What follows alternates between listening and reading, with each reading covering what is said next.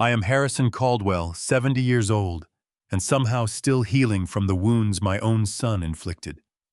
As a successful commercial real estate developer in Boston, I built an empire to protect my family, but I unknowingly funded my own betrayal.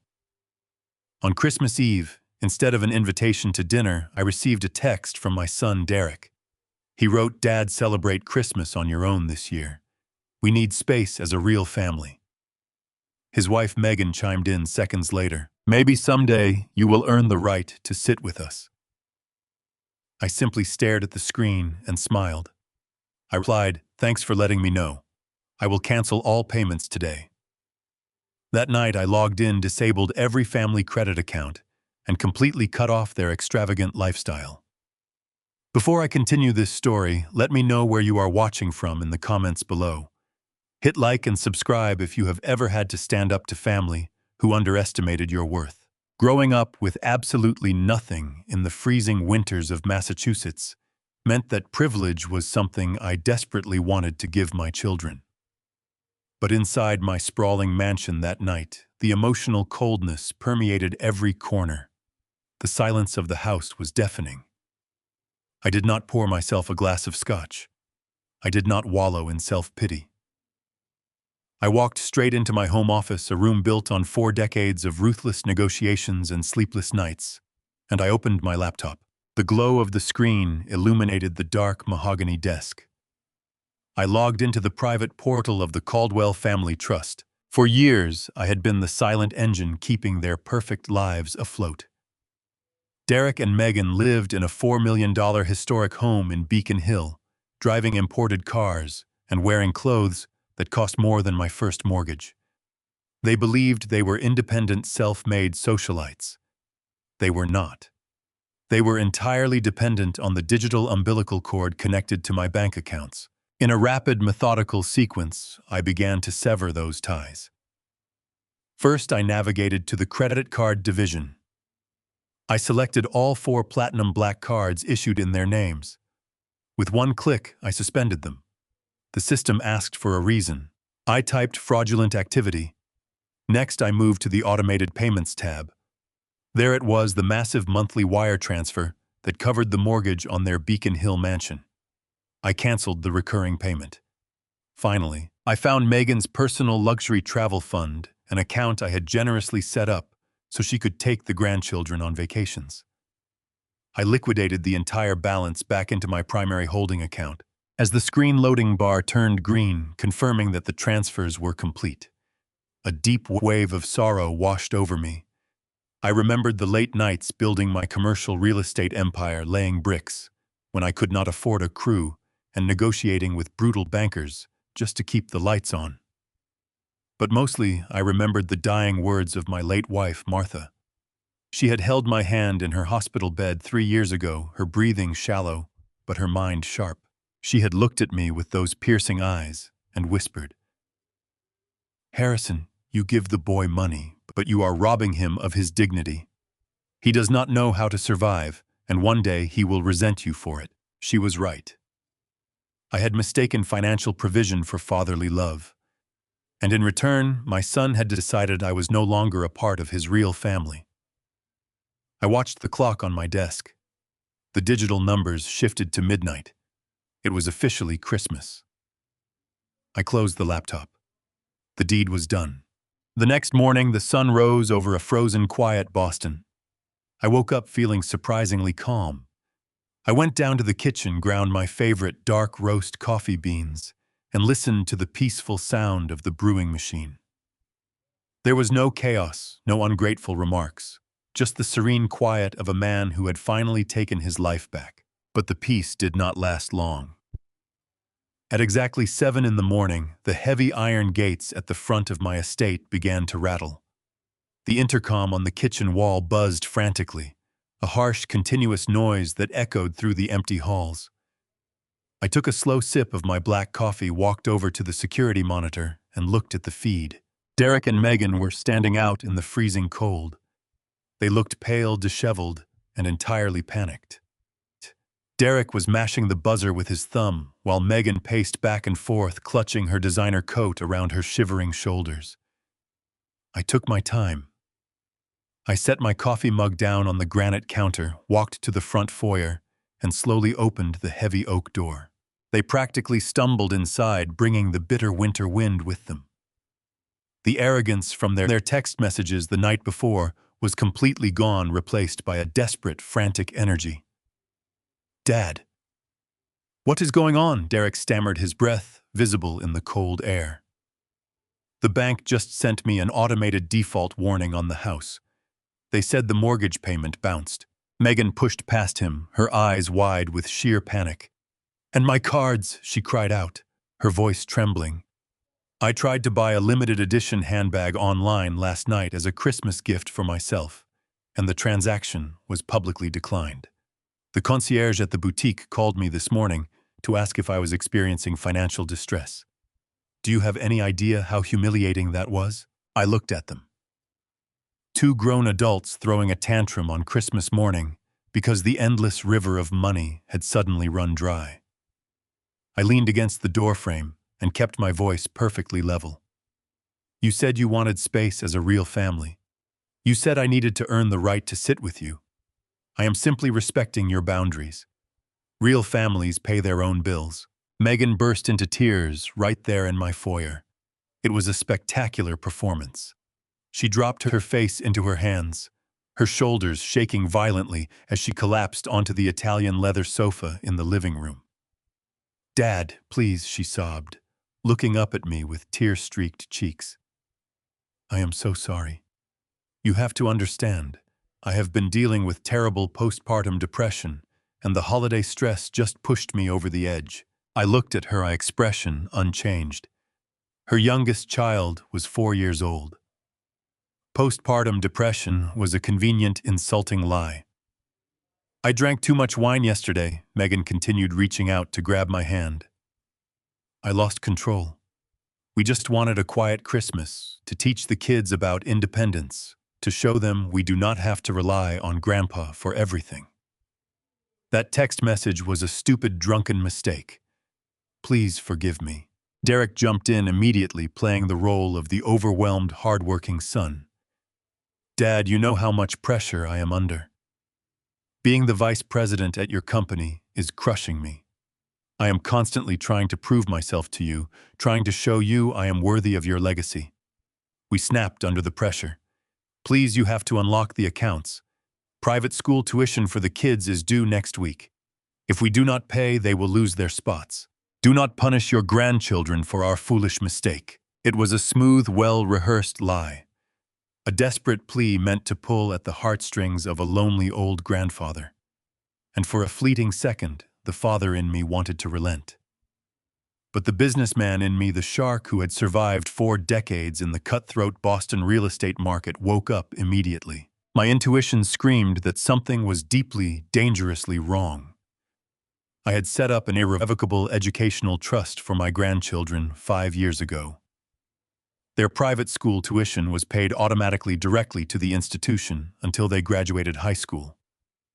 Derek did not need liquid cash for school tuition. He was lying straight to my face.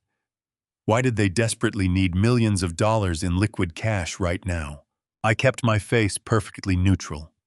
I nodded sympathetically, playing the role of the forgiving father. "I understand," I said softly. "The holidays are stressful. Let me think about it. We will sort this out after the weekend." Megan exhaled a loud sigh of relief, clearly believing her tears had worked. She pulled me into a tight hug. But as she did, I looked over her shoulder at Derek. He was distracted. He pulled his phone out of his pocket, his eyes darting nervously to the screen. The screen lit up bright enough for me to read the notification banner. It was an urgent, aggressive email alert from a sender named Lexington Holdings. I did not know anyone at Lexington Holdings. I had never done business with a firm by that name. But the subject line of the email was clear enough to read. "Urgent collateral default warning." My blood ran completely cold. The pieces of a terrifying puzzle began to fall into place. While Megan continued to cry and thank me, a memory flashed through my mind. Just 1 week prior, at our Sunday family dinner, Megan had casually slid a document across the table. She told me it was a routine tax deduction form for the grandchildren. I had been tired, I did not have my reading glasses on, and I had signed it blindly trusting my own family. They did not just need money. They were in massive, dangerous debt to a shadow firm, and they had tricked me into signing something devastating. I patted Derek on his back, offered them a warm smile, and ushered them out the door. The second, the heavy oak doors clicked shut behind them. The warm, grandfatherly facade melted away. I did not go back to my coffee. I walked straight to my office, picked up my phone, and dialed the direct line of Thomas Mitchell, the most ruthless corporate attorney in the state of Massachusetts. "Thomas," I said, my voice echoing in the quiet room. "Skip your Christmas dinner. I think my son just tried to steal my life. Prepare the war room."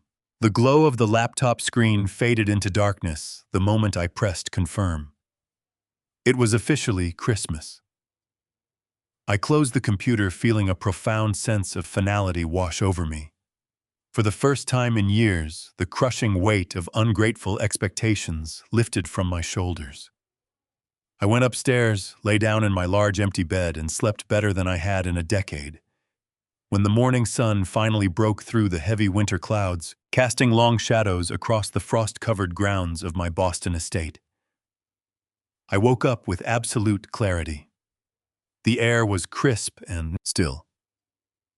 I walked down the sweeping mahogany staircase, my footsteps echoing in the quiet halls. There was no chaotic rush of ungrateful family members, no passive-aggressive remarks over breakfast, and no underlying tension. There was only the serene peace of a man who had finally taken his life back. I walked into the kitchen and began my morning routine. I selected my favorite dark roast beans, poured them into the grinder, and listened to the sharp, mechanical whirring sound fill the room. The aroma of rich coffee slowly drifted through the air, grounding me in the present moment. Stood by the marble counter, watching the hot liquid drip into the glass carafe, feeling completely in control of my destiny. I thought about the Beacon Hill mansion I had purchased for them. The luxury cars, the endless flow of capital that I had provided without question. I had built a fortress of wealth to protect my bloodline, but all it did was breed entitlement. As I reached for my favorite ceramic mug, the jarring, high-pitched screech of the security intercom shattered the morning silence. It did not just ring once. It buzzed frantically over and over again, like someone was leaning their entire body weight against the button at the main gate. I took a slow, deliberate breath. I did not rush. I poured the steaming black coffee into my mug, savoring the warmth against my palms. Then I walked over to the security monitor mounted on the kitchen wall and tapped the screen to view the live feed. There they were. Derek and Megan stood in the freezing snow, staring up at the camera lens with wide, panicked eyes. My son, usually so polished and arrogant, looked completely disheveled. His expensive cashmere coat was hastily thrown over, wrinkled sweatpants, and his hair was an uncombed mess. Beside him, Megan looked even worse. She was shivering, clutching her designer jacket tightly around her shoulders, her face pale and drawn, as if she had not slept a single minute. Derek mashed the buzzer again, his mouth moving rapidly as he shouted something unintelligible into the speaker. I did not press the button to let them in immediately. I stood there taking a slow sip of my coffee, watching the two people who had told me to spend Christmas alone, now desperately begging for my attention. They had wanted space, and I had given them exactly what they asked for. After another long minute, I finally pressed the release button for the iron gates. I watched on the monitor as they scrambled back into their luxury SUV tires, spinning on the icy driveway as they sped toward the main house. I turned away from the screen, took another sip of my coffee, and began the long walk toward the front foyer.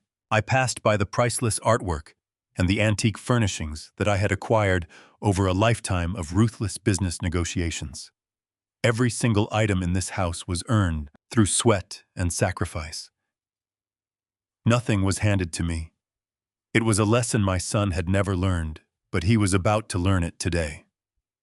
I reached the massive oak front doors just as heavy footsteps pounded against the stone porch outside. I turned the brass lock and pulled the door open. The biting winter wind swept into the foyer, bringing Derek and Megan with it. They practically stumbled over the threshold, gasping for breath, as if the ground beneath their feet had suddenly vanished. The arrogant, condescending couple from the night before was completely gone, replaced by two terrified adults whose artificial world had just collapsed. Megan was the first to break the silence. She burst into tears, her voice cracking as she pointed a shaking finger at me. "My cards," she cried out, her breath forming white clouds in the cold air. "My platinum cards are all declining. I was at the exclusive VIP holiday shopping event last night. I was standing at the register trying to buy the limited edition Hermes bag I reserved months ago. Do you have any idea what happened when I handed them my card? The transaction was publicly declined. The machine beeped right in front of the store manager and all my friends. I handed them 3 different cards, and every single one of them was rejected. They asked me to step aside. I was humiliated. I had to leave the store empty-handed while everyone stared at me." She buried her face in her hands, sobbing loudly. Derek pushed past her, his eyes wild with a much deeper fear. "Forget the bag, Megan," he shouted, turning his frantic gaze toward me. "Dad, what did you do to the accounts?" I woke up to an automated email from the private bank. They issued a default warning on the Beacon Hill mansion. The mortgage auto-pay bounced at midnight. The bank representative left a voicemail saying our accounts are frozen, and we are in breach of our loan agreement. We are going to lose the house. I did not flinch. I did not offer a comforting word. I simply stood there in the grand foyer of my estate, holding my warm mug of coffee. I took another slow, deliberate sip, letting the bitter taste wash over my tongue, and watched the arrogant couple practically crawl on my floor, begging for their survival. The heavy oak door clicked shut, sealing us inside the grand foyer. The biting winter wind was cut off, but the chill in the room remained. Megan did not even wait for me to speak. She collapsed onto the floor, her knees hitting the polished marble with a dull thud.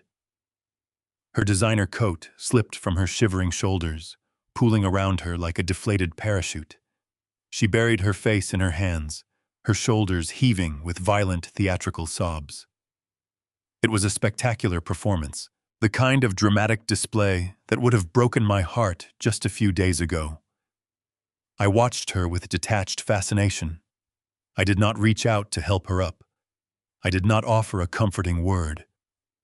I simply turned and walked toward the formal living room, my footsteps echoing in the vast space.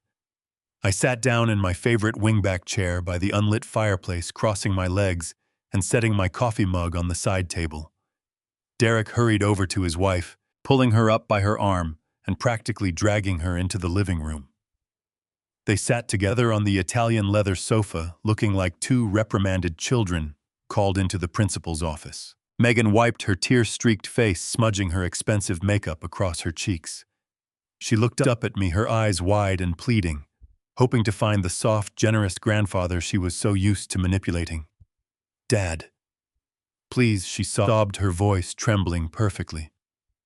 "I am so incredibly sorry. You have to understand what I have been going through.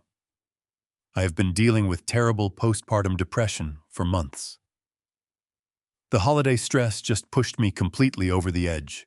I have been drowning in anxiety trying to make Christmas perfect for everyone, and I just snapped." I looked at her, keeping my expression entirely neutral, though a cold laugh echoed in my mind. Postpartum depression. It was a convenient, incredibly insulting lie. Her youngest child, my grandson, was 4 years old. Furthermore, Megan did not lift a single finger to make Christmas perfect for anyone. She had a full-time nanny, a private chef, and a housekeeper who managed every single detail of her life. She spent her days at exclusive day spas and high-end boutiques, swiping the platinum card I paid for. To sit in my house and blame her cruelty on a medical condition she clearly did not have was a new level of manipulation. But I did not call her out. I let her continue digging her own grave. "I drank too much wine yesterday afternoon.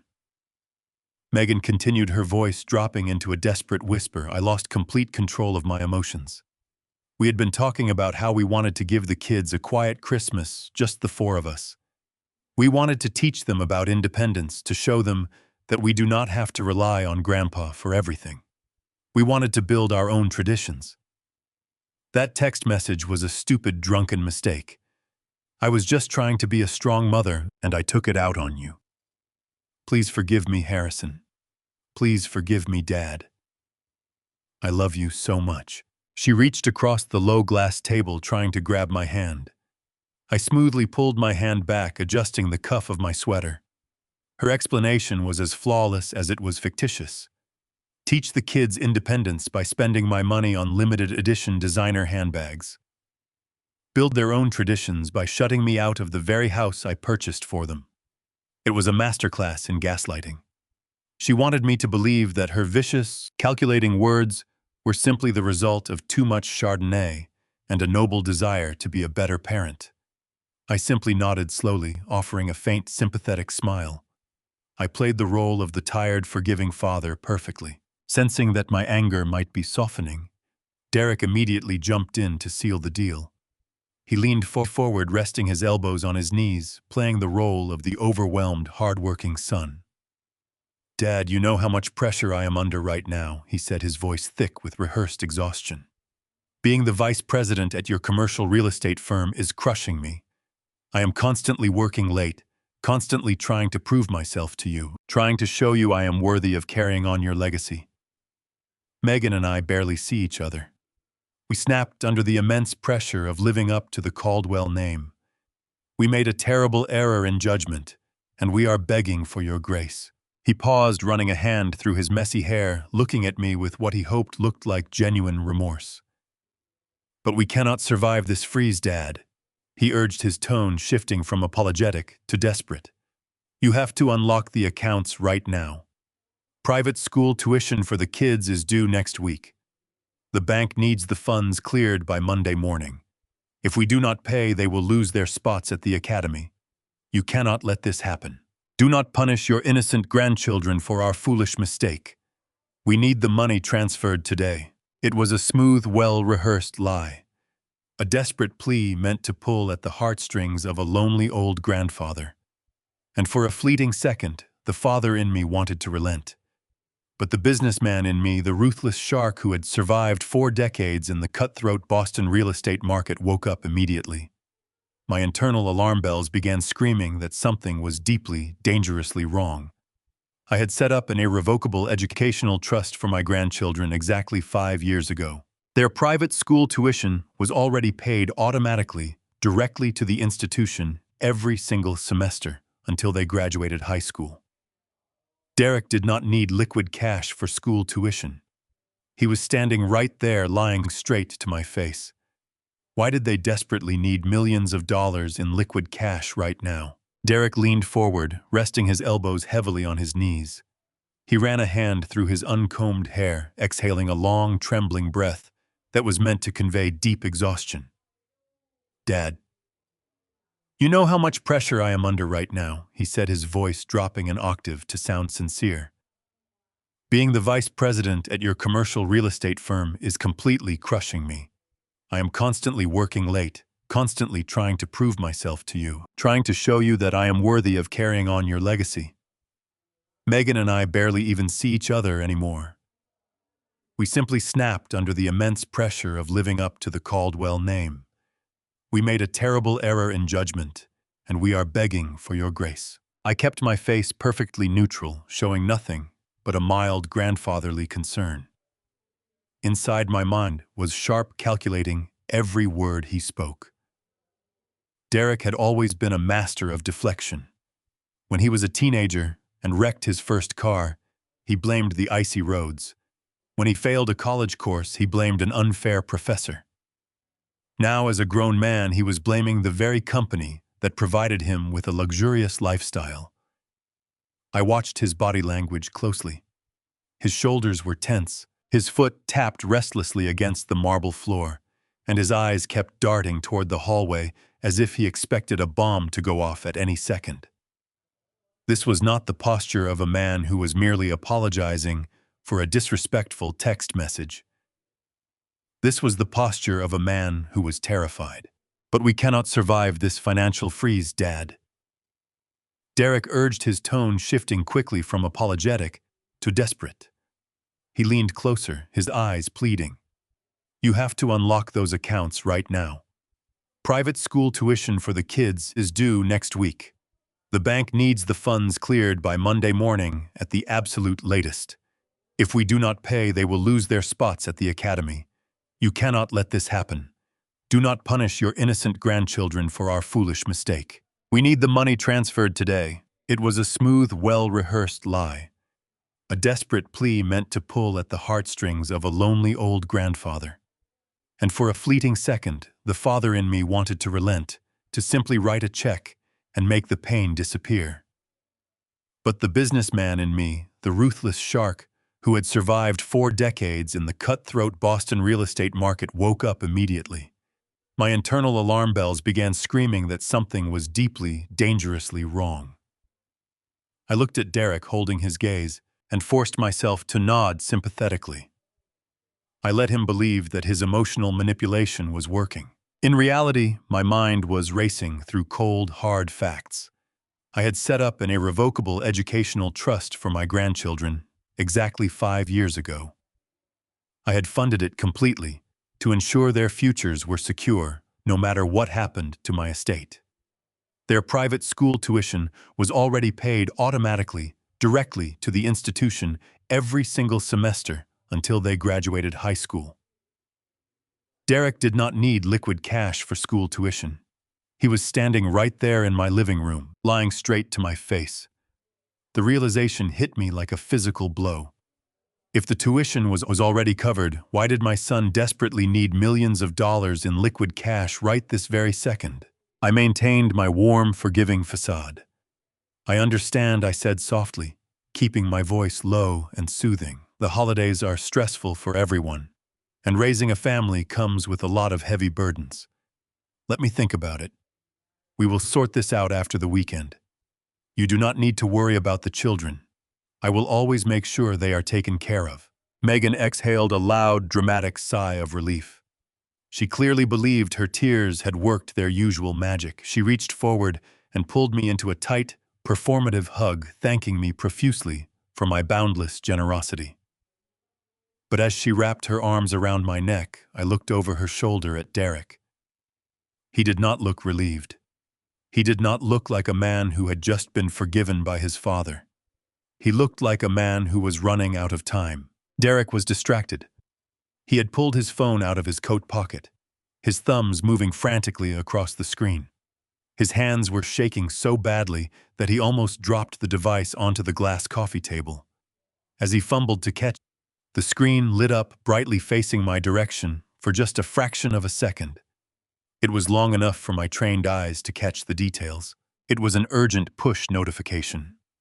The bold black text practically screamed from the illuminated screen. The sender was a company named Lexington Holdings. I did not know anyone at Lexington Holdings. I had never done business with a firm by that name in all my years of corporate real estate. But the subject line of the alert was clear enough for me to read, and it sent a sudden paralyzing chill down my spine. It said, "Urgent collateral default warning. Immediate action required." I knew exactly what Lexington Holdings was. They were a notorious, aggressive foreign debt management firm that dealt in high-risk shadow loans. They were the kind of corporate predators who preyed on desperate executives, offering massive amounts of untraceable cash in exchange for predatory collateral agreements. My son was not just overspending on luxury cars and expensive vacations. He was in massive, dangerous debt to a ruthless shadow firm, and his time to pay them back had completely run out. I needed to find out exactly what he had done to our family.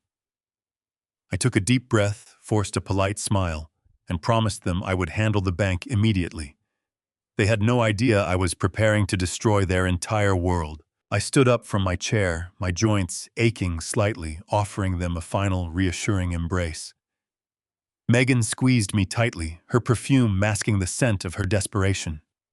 Derek clapped me on the shoulder, a familiar gesture that used to make me feel paternal pride. Today, it just felt like the cold grip of a parasite holding onto its host. I walked them to the front doors, offering soothing platitudes about the importance of family unity. I promised I would look into the frozen accounts and speak with my bankers.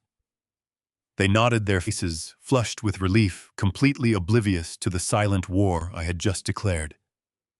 I watched them walk down the sweeping stone steps and climb into their luxury vehicle. The engine roared, and the tires crunched against the snow as they sped away down the driveway. I closed the door, turning the heavy brass deadbolt with a resounding click. The profound silence of the estate immediately rushed back in, but the peace I felt earlier was entirely gone. My heart was hammering against my ribs with a slow, heavy rhythm. I stood alone in the grand foyer, staring blankly at the marble floor. The name I had seen illuminated on Derek's phone screen flashed repeatedly in my mind, like a neon warning sign. Lexington Holdings. I closed my eyes, searching through 4 decades of corporate memory, trying to recall any interaction or casual mention of that specific firm. I knew the major players in the financial sector. I knew the private equity firms and the corporate banks. But Lexington Holdings was not a mainstream entity. They were a shadow firm operating in the unregulated corners of the financial world. They dealt in predatory lending, aggressive asset seizure, and hostile takeovers. Why was my son the vice president of a highly respected commercial real estate empire, receiving urgent collateral default warnings from a predatory shadow bank on Christmas morning? The question burned in my mind, demanding an answer that I was terrified to uncover. I began to pace across the long hallway, my leather slippers making soft sounds against the floors. I replayed every single interaction I had shared with Derek and Megan over the past few months. Every dinner, every phone call, every casual conversation about the business. I searched for anomalies, for slips of the tongue, for anything that could explain this financial crisis. And then a memory struck me with the force of a physical blow. The air in my lungs vanished, and I stopped pacing my hands, gripping the edge of a mahogany console table to steady myself. It was Sunday evening, exactly 1 week ago. We had been sitting in my formal dining room, enjoying a lavish dinner prepared by my private chef. The atmosphere had been festive and light. Megan had poured me several glasses of my favorite vintage red wine, keeping my cup full throughout the entire meal. Derek had been cracking jokes, reminiscing about old vacations, creating a warm, nostalgic bubble that lowered all of my natural defenses. Toward the end of the evening, just as the chef was serving dessert, Megan had casually pulled a folded document from her designer handbag. She had smoothed it out on the table next to my plate, handing me a sleek silver pen. She had smiled her innocent smile. "It is just a routine tax deduction form for the grandchildren," she had said, her voice conversational. "The Academy needs it updated for the new fiscal year to process the charitable contributions you make to their endowment. I just need your signature on the bottom line so I can mail it out tomorrow morning." I remembered reaching into my breast pocket for my reading glasses, only to realize I had left them upstairs in my study. I had hesitated for a brief moment, squinting at the print that covered the page. The letters had blurred together in the dim lighting of the dining room. But Derek had chimed in, laughing, as he poured me another splash of wine. "Do not worry about reading the fine print, Dad," he had joked. "It is just standard bureaucratic nonsense. You know how these schools are with their endless paperwork." I had trusted them. They were my flesh and blood. They were the people I had spent my entire life working to protect. I had taken the silver pen from Megan's hand and scrawled my signature across the bottom of the page, handing it back to her without a second thought. She had quickly folded it, tucked it back into her handbag, and changed the subject.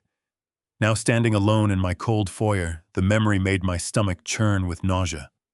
I had broken the cardinal rule of my career.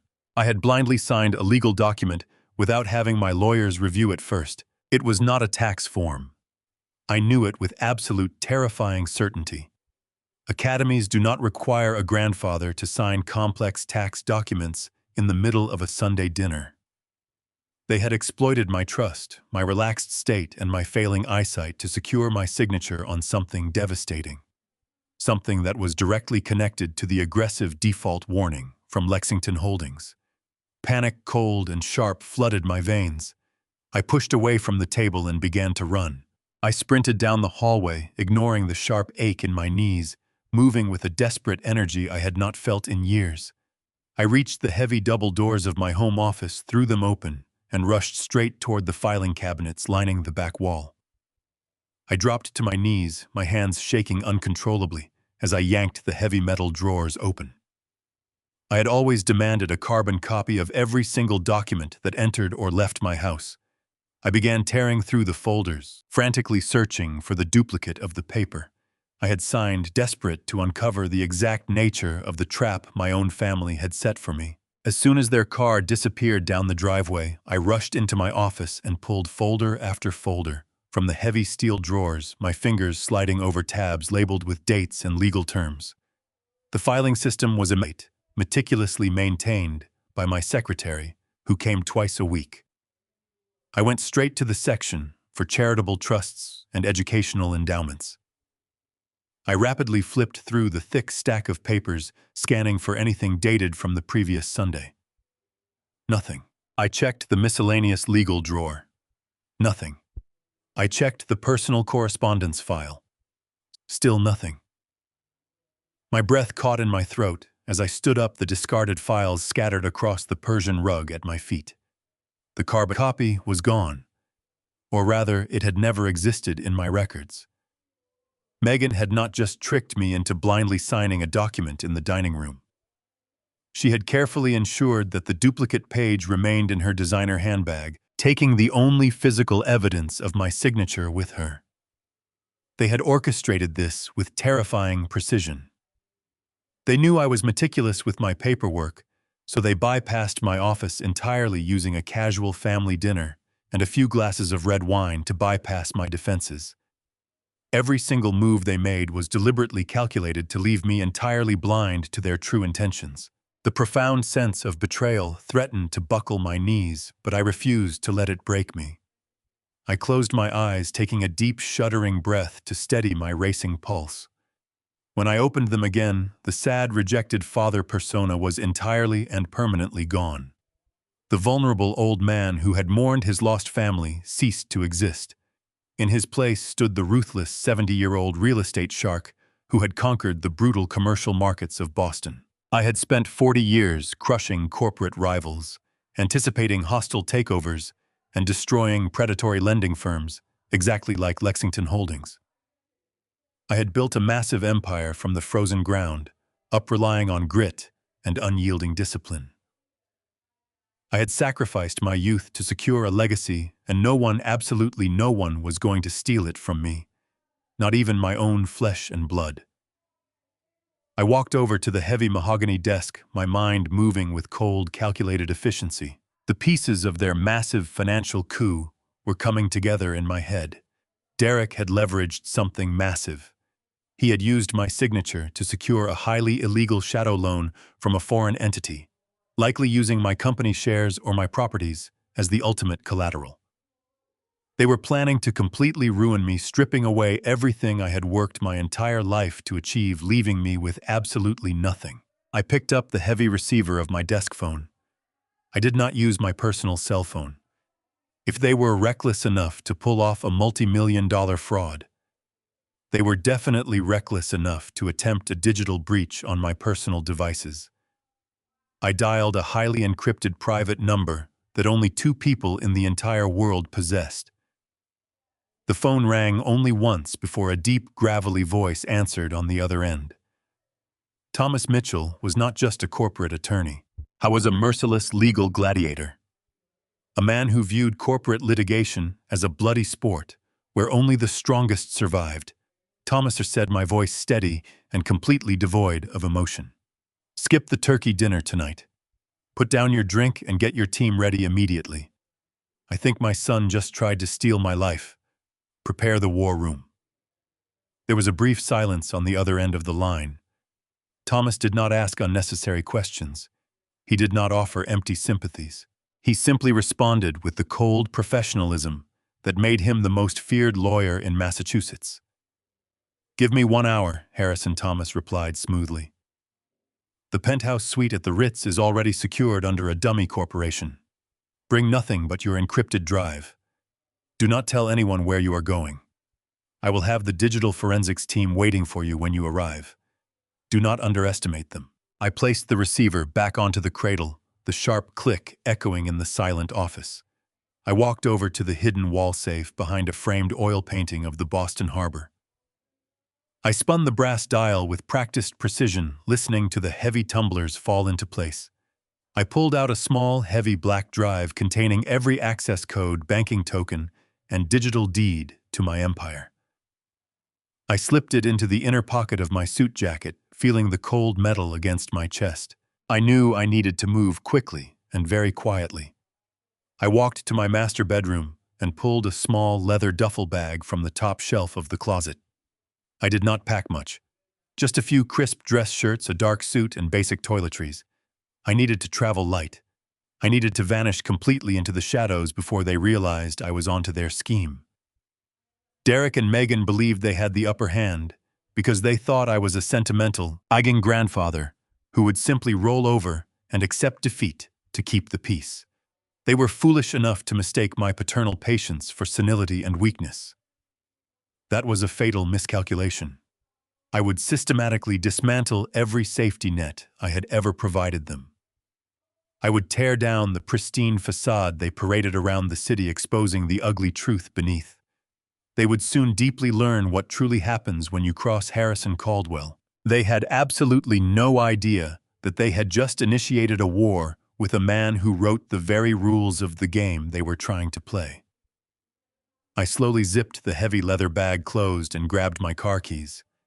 I walked out of my estate, leaving the false warmth of Christmas behind, ready to burn their entire world down to the ground. I pulled every single folder from the heavy steel drawers. My fingers slid rapidly over the perfectly organized tabs labeled with complex legal terms. The filing system in my home office was always immaculate, meticulously maintained by a private secretary who came twice a week. I went straight to the section designated for charitable trusts and educational endowments. I flipped through the thick stack of papers, scanning the fine print for anything dated from the previous Sunday. There was absolutely nothing. I checked the miscellaneous legal drawer. Nothing. I checked the personal correspondence file. Still nothing. My breath caught in my throat as I stood up, looking down at the discarded files scattered across the Persian rug at my feet. The carbon copy was gone. Or rather, it had never existed in my records in the first place. Megan had not just tricked me into blindly signing a document in the middle of a warm dining room.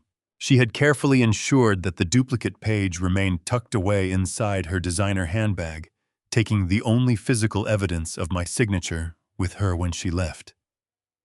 They had orchestrated this entire scenario with terrifying precision. They knew I was meticulous with my paperwork, so they bypassed my office entirely, using a casual family dinner and a few glasses of vintage red wine to dismantle my defenses. Every single move they made was deliberately calculated to leave me entirely blind to their true intentions. The profound sense of betrayal threatened to buckle my knees, but I firmly refused to let it break me. I closed my eyes, taking a deep, shuddering breath to steady my racing pulse. When I opened them again, the sad, rejected father persona was entirely and permanently gone. The vulnerable old man who had mourned his lost family ceased to exist in that very moment. In his place stood the ruthless 70-year-old real estate shark who had conquered the brutal commercial markets of Boston. I had spent 40 years crushing corporate rivals, anticipating hostile takeovers, and destroying predatory lending firms, exactly like Lexington Holdings. I had built a massive empire from the frozen ground, up relying on grit and unyielding discipline. I had sacrificed my youth to secure a legacy, and no one was going to steal it from me, not even my own flesh and blood. I walked over to the heavy mahogany desk, my mind moving with cold, calculated efficiency. The pieces of their massive financial coup were coming together in my head. Derek had leveraged something massive. He had used my signature to secure a highly illegal shadow loan from a foreign entity, likely using my company shares or my properties as the ultimate collateral. They were planning to completely ruin me, stripping away everything I had worked my entire life to achieve, leaving me with absolutely nothing. I picked up the heavy receiver of my desk phone. I did not use my personal cell phone. If they were reckless enough to pull off a multi-million-dollar fraud, they were definitely reckless enough to attempt a digital breach on my personal devices. I dialed a highly encrypted private number that only 2 people in the entire world possessed. The phone rang only once before a deep, gravelly voice answered on the other end. Thomas Mitchell was not just a corporate attorney. I was a merciless legal gladiator. A man who viewed corporate litigation as a bloody sport where only the strongest survived. "Thomas," I said, my voice steady and completely devoid of emotion. "Skip the turkey dinner tonight. Put down your drink and get your team ready immediately. I think my son just tried to steal my life. Prepare the war room." There was a brief silence on the other end of the line. Thomas did not ask unnecessary questions. He did not offer empty sympathies. He simply responded with the cold professionalism that made him the most feared lawyer in Massachusetts. "Give me 1 hour," Harrison Thomas replied smoothly. "The penthouse suite at the Ritz is already secured under a dummy corporation. Bring nothing but your encrypted drive. Do not tell anyone where you are going. I will have the digital forensics team waiting for you when you arrive. Do not underestimate them." I placed the receiver back onto the cradle, the sharp click echoing in the silent office. I walked over to the hidden wall safe behind a framed oil painting of the Boston Harbor. I spun the brass dial with practiced precision, listening to the heavy tumblers fall into place. I pulled out a small, heavy black drive containing every access code, banking token, and digital deed to my empire. I slipped it into the inner pocket of my suit jacket, feeling the cold metal against my chest. I knew I needed to move quickly and very quietly. I walked to my master bedroom and pulled a small leather duffel bag from the top shelf of the closet. I did not pack much. Just a few crisp dress shirts, a dark suit, and basic toiletries. I needed to travel light. I needed to vanish completely into the shadows before they realized I was onto their scheme. Derek and Megan believed they had the upper hand because they thought I was a sentimental, aging grandfather who would simply roll over and accept defeat to keep the peace. They were foolish enough to mistake my paternal patience for senility and weakness. That was a fatal miscalculation. I would systematically dismantle every safety net I had ever provided them.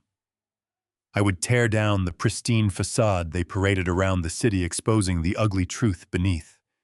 They would soon deeply learn what truly happens when you cross Harrison Caldwell. They had absolutely no idea that they had just initiated a war with a man who wrote the very rules of the game they were trying to play. I slowly zipped the heavy leather bag closed and grabbed my car keys. I walked out of my estate, leaving the false warmth of Christmas behind, ready to burn their entire world down to the ground.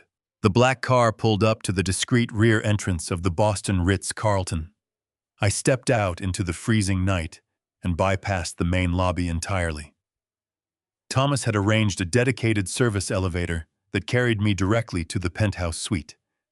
When the doors slid open, I did not find a room meant for relaxation. The luxurious living space had been completely transformed into a high-tech command center. Heavy blackout curtains were drawn tightly across the floor-to-ceiling windows. The mahogany dining table was covered in thick cables, server towers, and glowing monitors. Thomas Mitchell stood by the fireplace holding a cup of black coffee. He nodded sharply as I entered. He did not waste time with pleasantries. He gestured to the 3 individuals sitting at the temporary workstation. They were top-tier forensic accountants and elite cybersecurity experts. I walked to the table and pulled the encrypted black drive from my inner pocket. I handed it to the lead technician, a young man who looked too young to hold my corporate empire in his hands.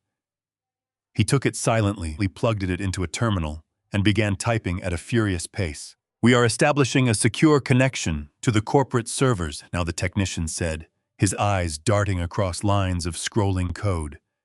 "We are cloning everything in the background. The system will mask our activity as a routine automated backup. Derek will not receive any alerts, and his IT department will see absolutely nothing out of the ordinary. We are also mirroring the data from his company smartphone and personal laptop. If he has used the company network to hide his tracks, we will have a perfect copy of his digital footprint within the hour." I stood behind him, crossing my arms, watching the green progress bars slowly creep across the dark screens. The silence in the room was heavy, broken only by the clacking of keyboards and the hum of the server towers. Every percentage point gained on those loading bars represented a piece of my life being ripped apart and laid bare for examination. I stared at the glowing numbers, feeling a profound, suffocating weight settle deep inside my chest. As I watched the digital extraction process, my mind wandered away from the corporate treason and drifted toward a much deeper, more painful personal failure. I thought about my estranged daughter, Sarah. Sarah was 3 years younger than Derek, but she had always existed in a completely different universe. While Derek had happily accepted the luxury cars, the premium credit cards, and the guaranteed executive positions, Sarah had rejected all of it. When she graduated from high school, I had offered to buy her a luxury condominium near her university and fund her entire life. She had politely but firmly declined. She took out student loans, worked exhausting double shifts at a local diner, and fought tooth and nail to get into medical school entirely on her own merit. Today, she was a highly respected pediatric surgeon, saving the lives of children every single day. She lived in a modest suburban home, drove a sensible sedan, and never asked me for a single dime. For years, I had interpreted her fierce independence as a personal rejection. I had felt insulted that she did not want the wealth I had bled to build for my family. I had mistakenly believed that my financial provision was the ultimate expression of my love. Because she refused my money, I had unconsciously pushed her away, pouring all my resources and attention into Derek instead. Standing in that darkened penthouse, the bitter truth finally crashed over me with devastating clarity. My blind financial favoritism had not helped Derek succeed. It had created a greedy, entitled monster who viewed me as nothing more than a disposable bank account. I had fed his worst instincts, shielding him from every consequence, and in doing so I had forged the very weapon he was now using to destroy me. Meanwhile, Sarah, the daughter I had quietly marginalized for refusing my money, was the only one who actually possessed the moral compass I had always claimed to value. She was the only one who had ever truly loved me for who I was rather than what I could buy for her. I had lost years of my life with a daughter who was a hero simply because I was too busy indulging a son who was a parasite. The regret burned intensely in the back of my throat, a sharp physical ache that I knew I would carry for the rest of my days. I took a slow breath, forcing myself to push the emotional agony aside. I could not afford to dwell on my past failures as a father. I needed absolute focus to win the war currently raging in the present. I turned my attention back to the glowing monitors.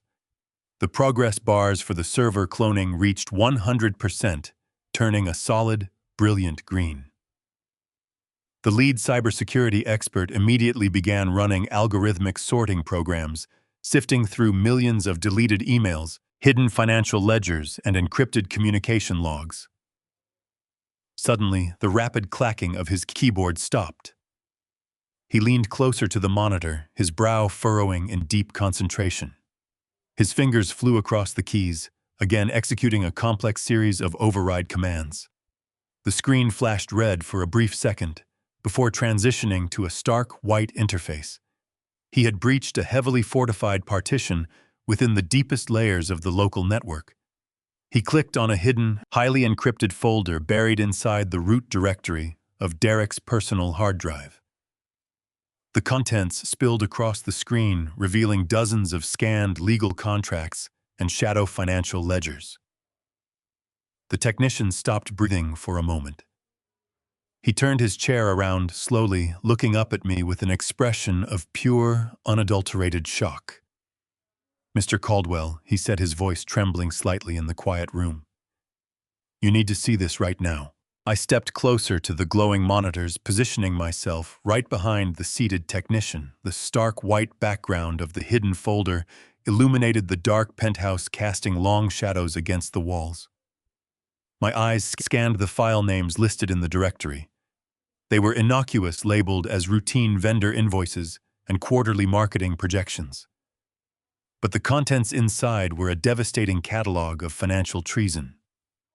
The technician clicked on the master file, opening a highly classified multi-page contract. I leaned in, reading the bold header across the top of the digital page. It was a finalized lending agreement between my son and Lexington Holdings. The numbers printed on the screen were absolutely staggering.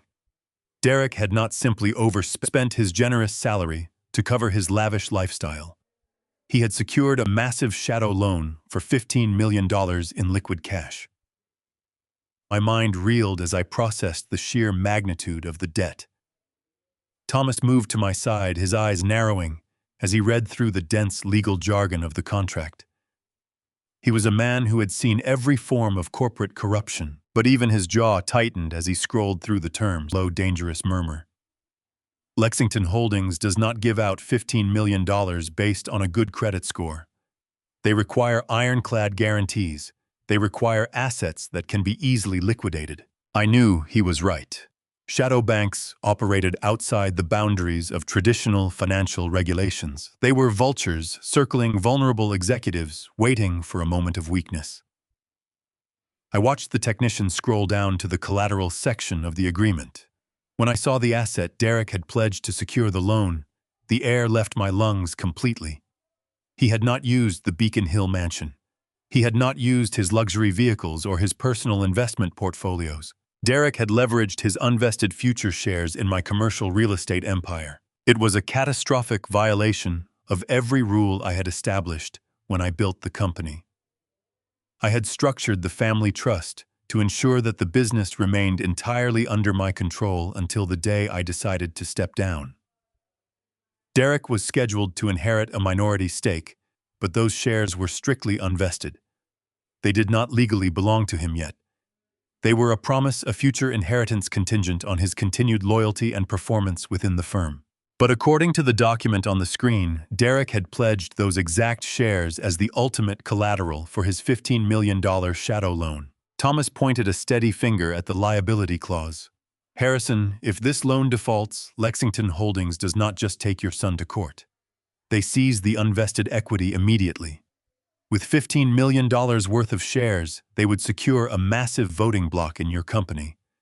They would use that leverage to force a hostile takeover, dilute your control, and tear your life work apart piece by piece." The gravity of the situation settled over me like a suffocating blanket.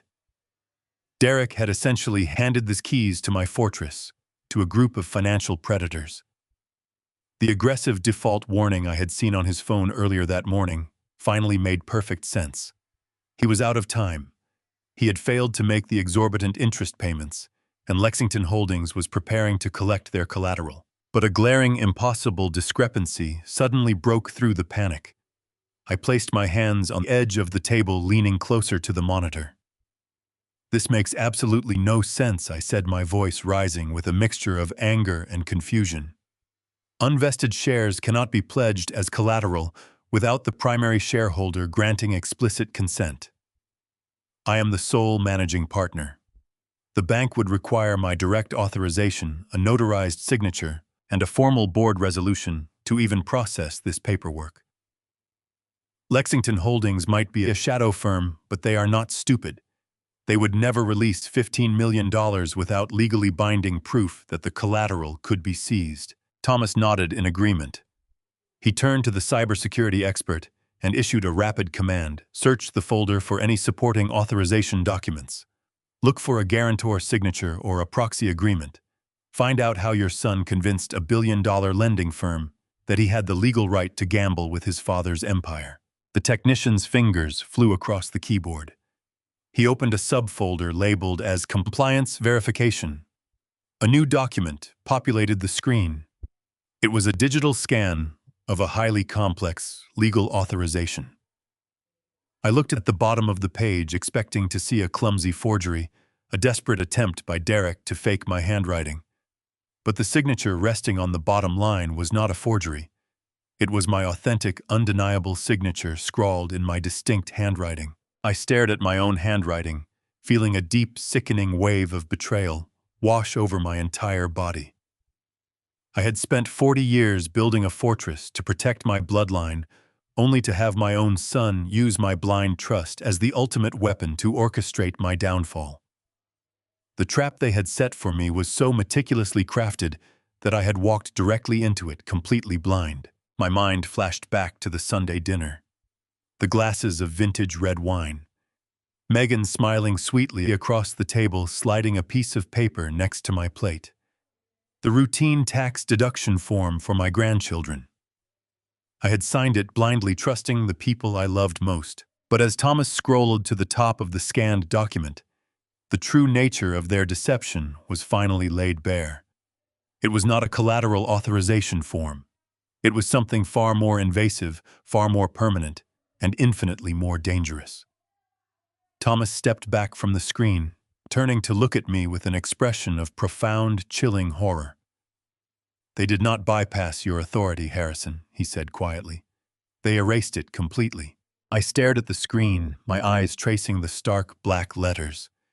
The document on the monitor was not a tax deduction form. It was a medical power of attorney paired directly with a formal declaration of incompetence. The legal jargon was dense and impenetrable to the untrained eye, but to a man who had spent his entire life swimming in a sea of corporate contracts, the meaning was devastatingly clear. By signing my name on that bottom line in the dim light of my dining room, I had legally surrendered every single right I possessed to make decisions for myself. I had handed my son the absolute power to govern my health, my finances, and my entire estate. Thomas clicked his mouse, scrolling down the digital page to a supplementary section labeled as a physician certification. Attached to the power of attorney was a meticulously forged medical evaluation. It bore the official letterhead of a highly exclusive concierge medical practice located in the wealthiest district of Boston. I recognized the name of the clinic immediately. It was the same private practice that Megan used for her cosmetic treatments and vitamin infusions. At the bottom of the evaluation was a signature from a licensed doctor, confirming a diagnosis that made the blood freeze solid in my veins. The physician had certified after a comprehensive neurological examination that I was suffering from rapid-onset advanced dementia. The words burned into my retinas: advanced dementia. According to the fraudulent medical report, I was prone to severe cognitive decline, memory loss, and irrational behavior. The doctor had legally sworn that I was entirely incapable of managing my own affairs, effectively rendering me a ward of my own son. The sheer audacity of the crime was almost impossible to process. Derek and Megan had not just found a loophole in my corporate armor. They had bribed a corrupt medical professional to fabricate a terminal mental illness, creating a flawless legal narrative that would strip me of my humanity. I stepped back from the table, the air in the penthouse feeling far too thin to breathe. The entire orchestration of the past week replayed in my mind with terrifying clarity. The casual family dinner was not just a setup to get a signature. It was the final fatal stroke of a master plan they had been developing for months. Megan pouring the heavy vintage wine, Derek cracking jokes to keep me distracted, the convenient excuse of missing reading glasses. They had treated me like a naive, helpless animal being led to the slaughterhouse, and I had walked right into it, smiling and thanking them for their company. Thomas turned away from the glowing monitor, his face pale, reflecting the gravity of the situation. "This explains the shadow loan from Lexington Holdings." Thomas said, his voice devoid of its usual edge. "Lexington would never accept unvested shares as collateral from a vice president unless they had a secondary guarantee. Derek provided them with this medical declaration. He showed the shadow bank that he was days away from assuming total executive control of your empire due to your sudden medical incapacitation. The moment he enacts this power of attorney, those unvested shares legally transfer into his custody. The sheer scale of their cruelty washed over me in cold, suffocating waves. They did not just want to steal my money to cover their lavish lifestyle. They were planning to erase my existence. If they activated that medical declaration, they would have the legal authority to remove me from my own home. They could place me in a locked, high-security psychiatric facility under the guise of providing me with necessary medical care. I would be trapped behind heavily fortified walls, surrounded by strangers, screaming that I was perfectly sane, while the doctors nodded and noted my protests as symptoms of my fabricated dementia. No one would believe the protests of an old man whose own family had selflessly committed him for his own safety. While I rotted away in a clinical prison, Derek would assume the role of the tragic, dutiful son taking over the burdens of his ailing father. He would authorize the transfer of the unvested shares, satisfy the massive debt to Lexington Holdings, and liquidate the remainder of my life work to fund whatever twisted, extravagant future he and Megan had envisioned. They were going to sell my commercial real estate empire for scrap, divide the spoils, and leave me to die alone in a sterile room, completely stripped of my dignity, my voice, and my mind. I walked slowly toward the floor-to-ceiling windows of the penthouse, staring out at the freezing Boston skyline. The city lights flickered in the dark distance, oblivious to the fact that my entire world had just been shattered. For 70 years, I had believed that providing boundless wealth was the ultimate expression of parental love. I had bought them mansions, cars, and a lifestyle reserved for royalty, believing it would secure their loyalty and affection. Instead, my generosity had bred two ruthless predators who were willing to bury me alive simply because they had maxed out their credit cards. The sorrow that gripped my chest earlier evaporated into the night air. It was replaced by a rage so pure, so focused, that it felt like ice water pumping through my veins. They thought they had outsmarted a tired, unsuspecting old man. They thought they had secured a flawless victory by using my love as a weapon against me. But they had made one fatal miscalculation. They had left me free for the holidays. I turned back to the room, my eyes locking onto the cybersecurity expert and my ruthless attorney. The sadness was gone. The shock was gone. Only the warlord remained. "Thomas," I said, my voice echoing with a dangerous, razor-sharp calm. "They want to play a game of hostile takeovers and asset seizures. We are going to show them how that game is played." I turned back to the workstation. "Dig deeper," I commanded the lead technician. "I want to know exactly what they have been doing." Pull up the calendar syncing from Derek's phone. Match it with his corporate email and the financial ledgers. Let us see what else they have been hiding. The cybersecurity expert nodded, his fingers flying across the keyboard. Lines of code cascaded down the monitors. Thomas Mitchell stood beside me, his brilliant legal mind calculating our next moves. We watched in tense silence as the technician isolated a specific cluster of data from the past week. The screen flashed, bringing up a highly encrypted digital planner Derek had kept separate from the main servers. "Look at this exact date," the technician said, highlighting a specific block of time on the grid. I leaned closer. It was marked for December 24th, Christmas Eve. The very night my son had sent me that devastating text message telling me to celebrate the holidays alone because they needed space.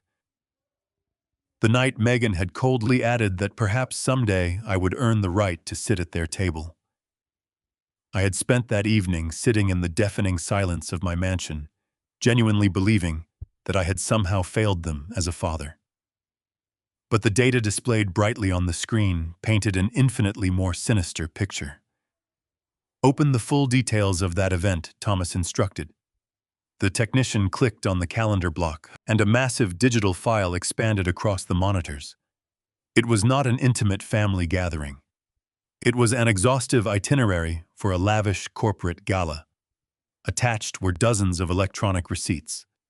There were expensive invoices for a premium catering service, a valet parking company, and cases of imported vintage champagne. They had transformed the Beacon Hill mansion into an exclusive event venue. Who was on the guest list, I asked. The technician ran a cross-reference on the digital invitations. A spreadsheet populated the screen listing over 50 prominent names. As I read down the list, the breath was knocked out of my lungs. These were not friendly neighbors from Beacon Hill. They were the most aggressive commercial real estate developers in the city of Boston. They were my direct corporate rivals. The heartbreaking text message I had received that night was not a healthy boundary set by an overwhelmed couple. It was a calculated, deeply malicious strategic blockade. Derek and Megan needed to absolutely guarantee that I would not drop by the house with Christmas gifts for my grandchildren. They needed me isolated and securely confined to my estate so they could safely entertain the very people who eagerly wanted to see my empire dismantled. There is a presentation file attached directly to the event the technician announced. It looks like a comprehensive slide deck Derek prepared for the guests. Open it immediately, I commanded. The first slide appeared in stark corporate design. It was titled, "The Caldwell Transition Strategic Acquisitions for the New Year." Derek had mapped out my entire commercial real estate portfolio with terrifying accuracy. Every high-rise building, every undeveloped plot of prime land, every lucrative leasing contract I held. He was pitching a hostile takeover.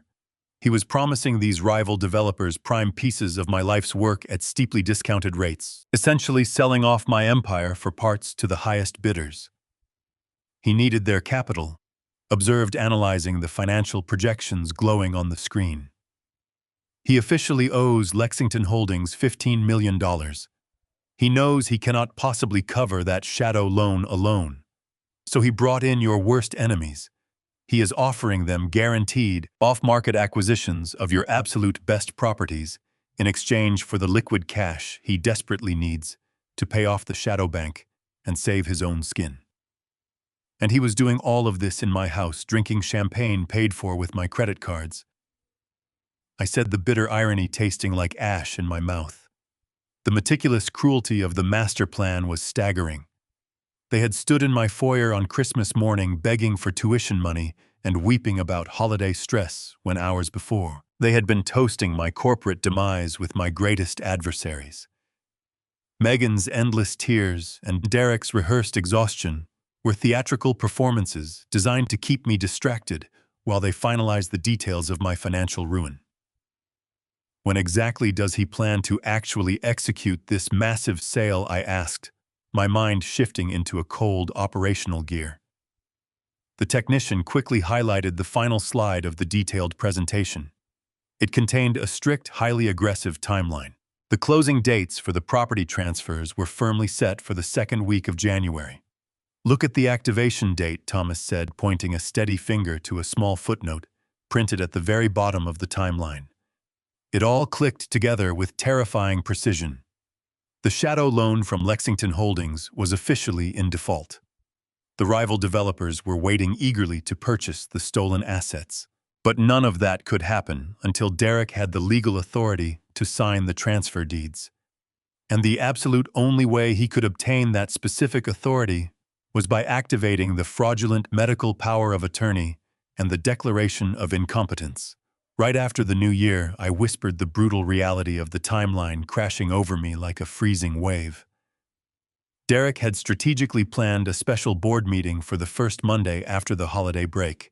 That was the moment he intended to drop the guillotine. He was going to stand before my board, present the forged medical documents, and declare me unfit to govern my own life.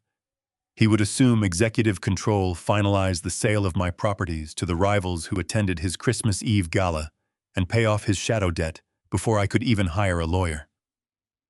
We were completely out of time. The trap was not just set. It was already in motion, and the countdown had reached its final days.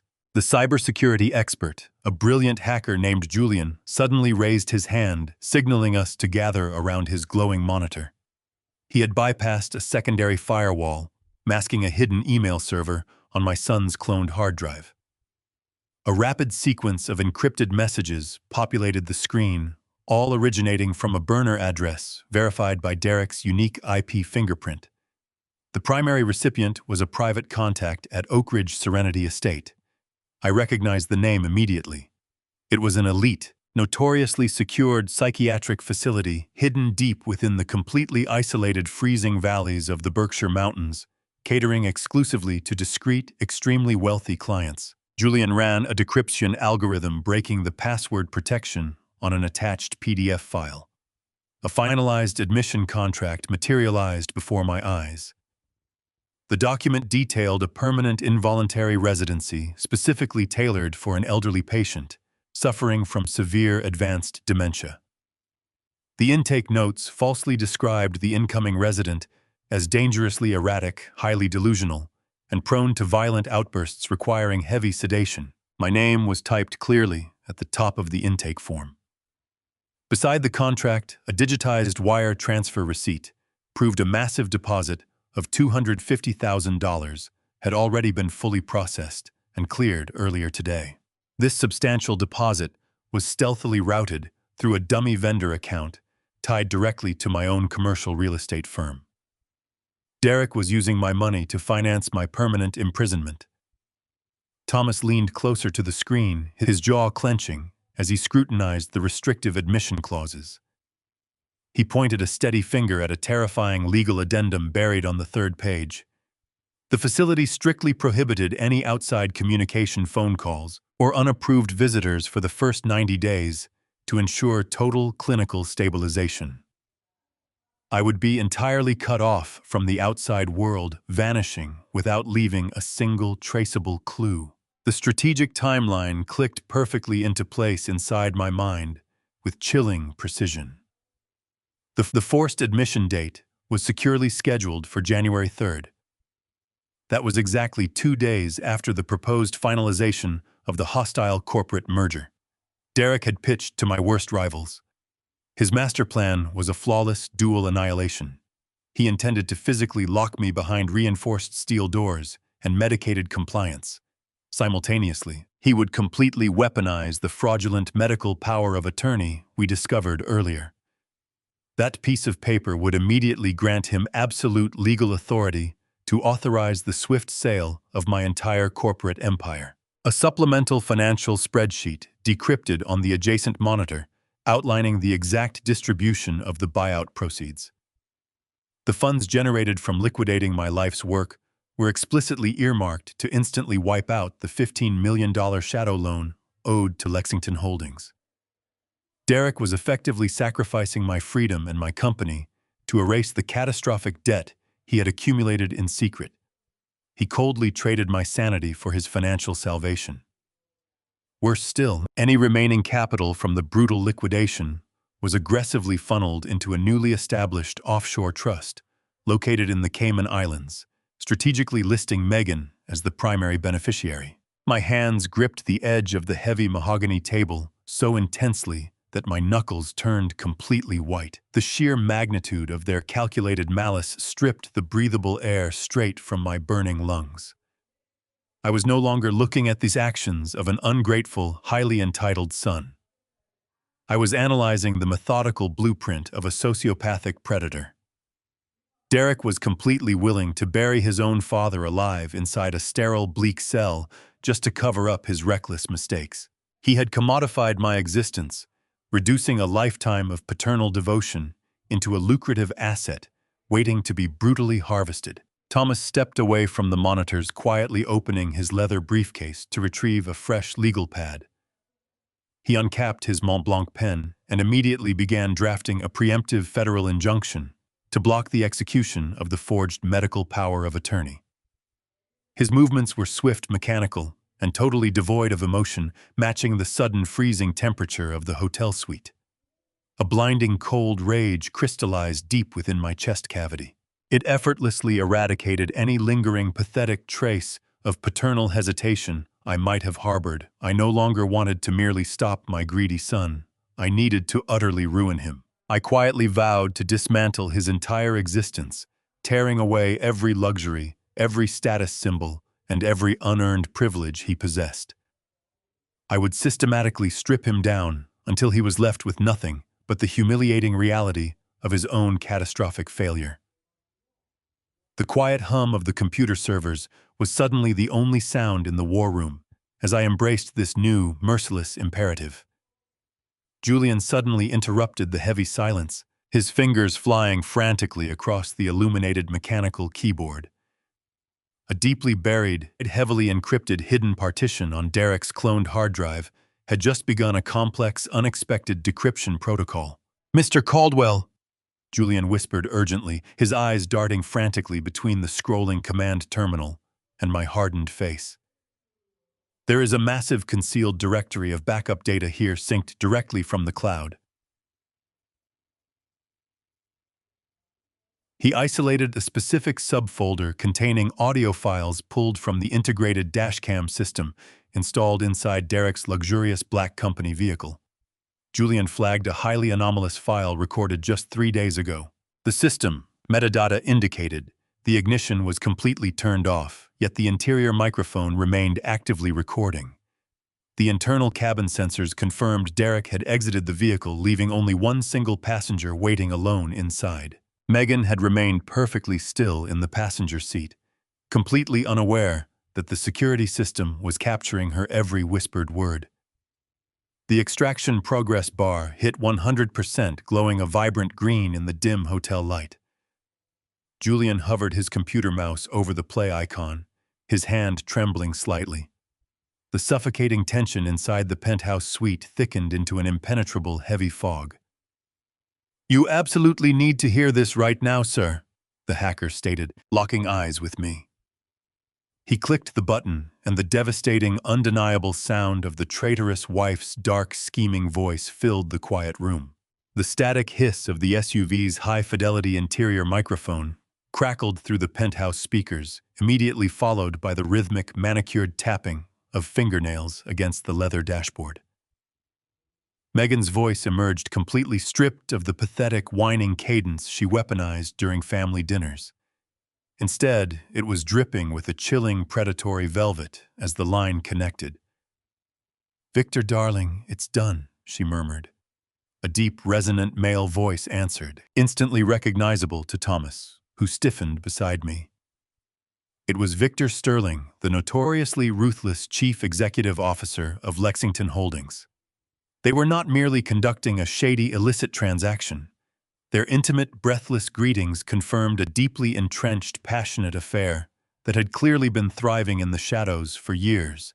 The illicit lovers swiftly transitioned to the mechanics of their financial trap, revealing that Lexington Holdings had not randomly selected my son as a target. Megan had actively brokered the introduction, feeding Victor highly classified internal metrics about my company's temporary liquidity gaps. She cheerfully boasted about how effortlessly she had convinced Derek to bypass standard legal counsel. "He swallowed the bait without chewing," she laughed, an icy sound that echoed terribly off the Ritz-Carlton walls. She had personally drafted the shadow loan's most toxic covenants, ensuring Victor's firm maintained an absolute accelerated right to demand immediate repayment the microsecond the hostile merger was publicized. As the audio continued, the sheer depth of her legal sabotage against her own husband unfolded with surgical precision. Megan detailed how she manipulated the collateral authorization process, specifically removing her own digital signature from the joint spousal liability clauses, while convincing Derek to personally underwrite the fraud. She had explicitly instructed him to use a forged corporate seal, fully aware that this specific action crossed the threshold from civil negligence into a Class B federal felony. "His fingerprints are on every single fraudulent wire transfer," she purred to Victor. "When the feds start pulling the thread, they'll find a straight, unbroken line leading directly to his personal ledger."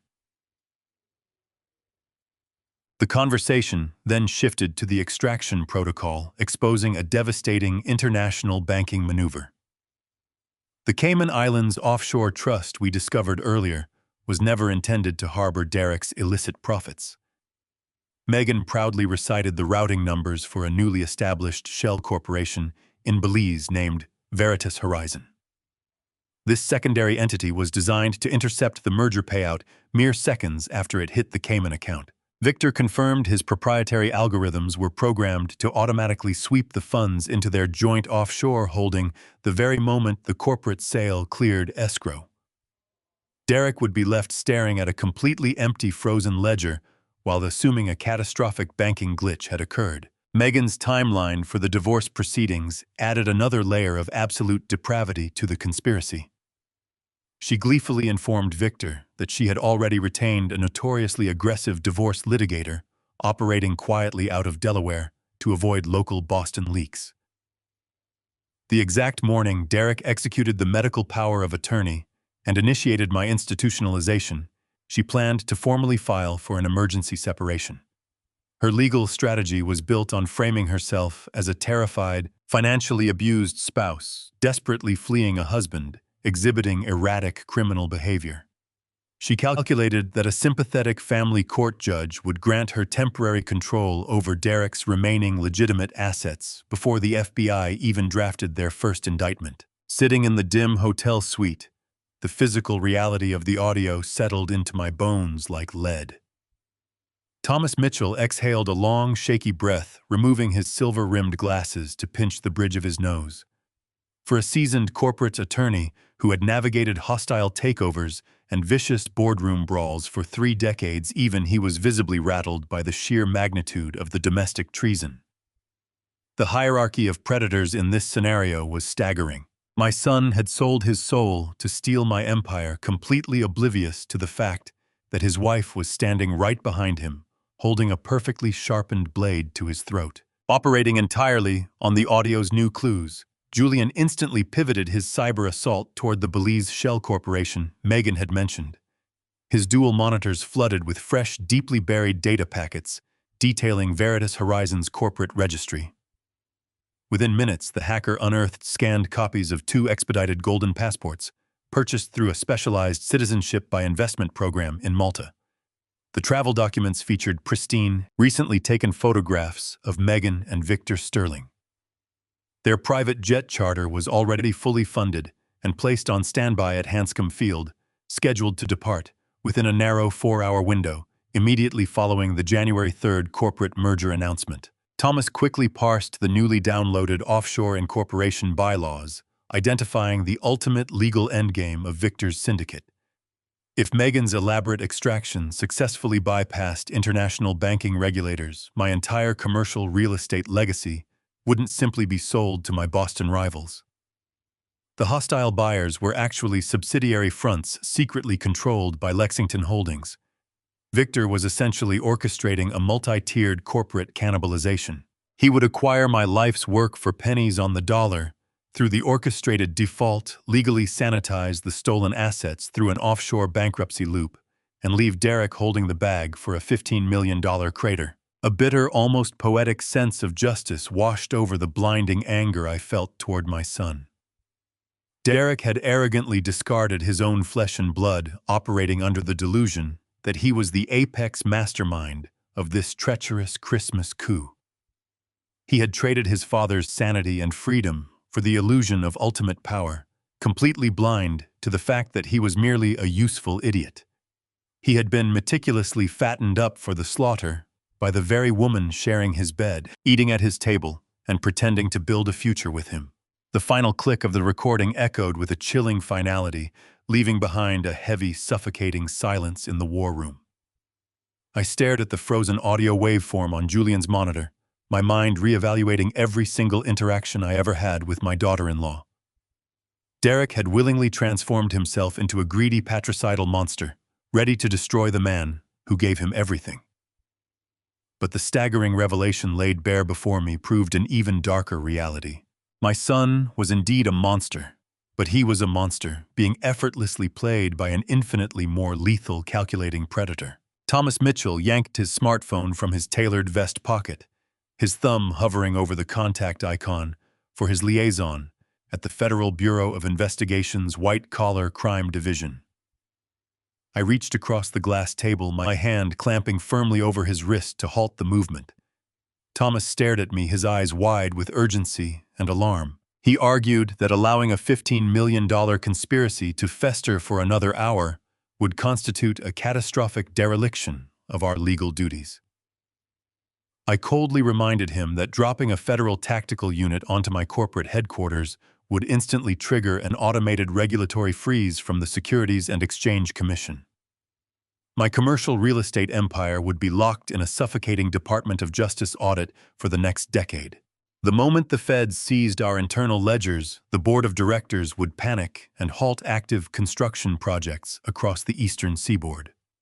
Thousands of contractors would miss their holiday payroll, and public shareholder confidence would evaporate overnight.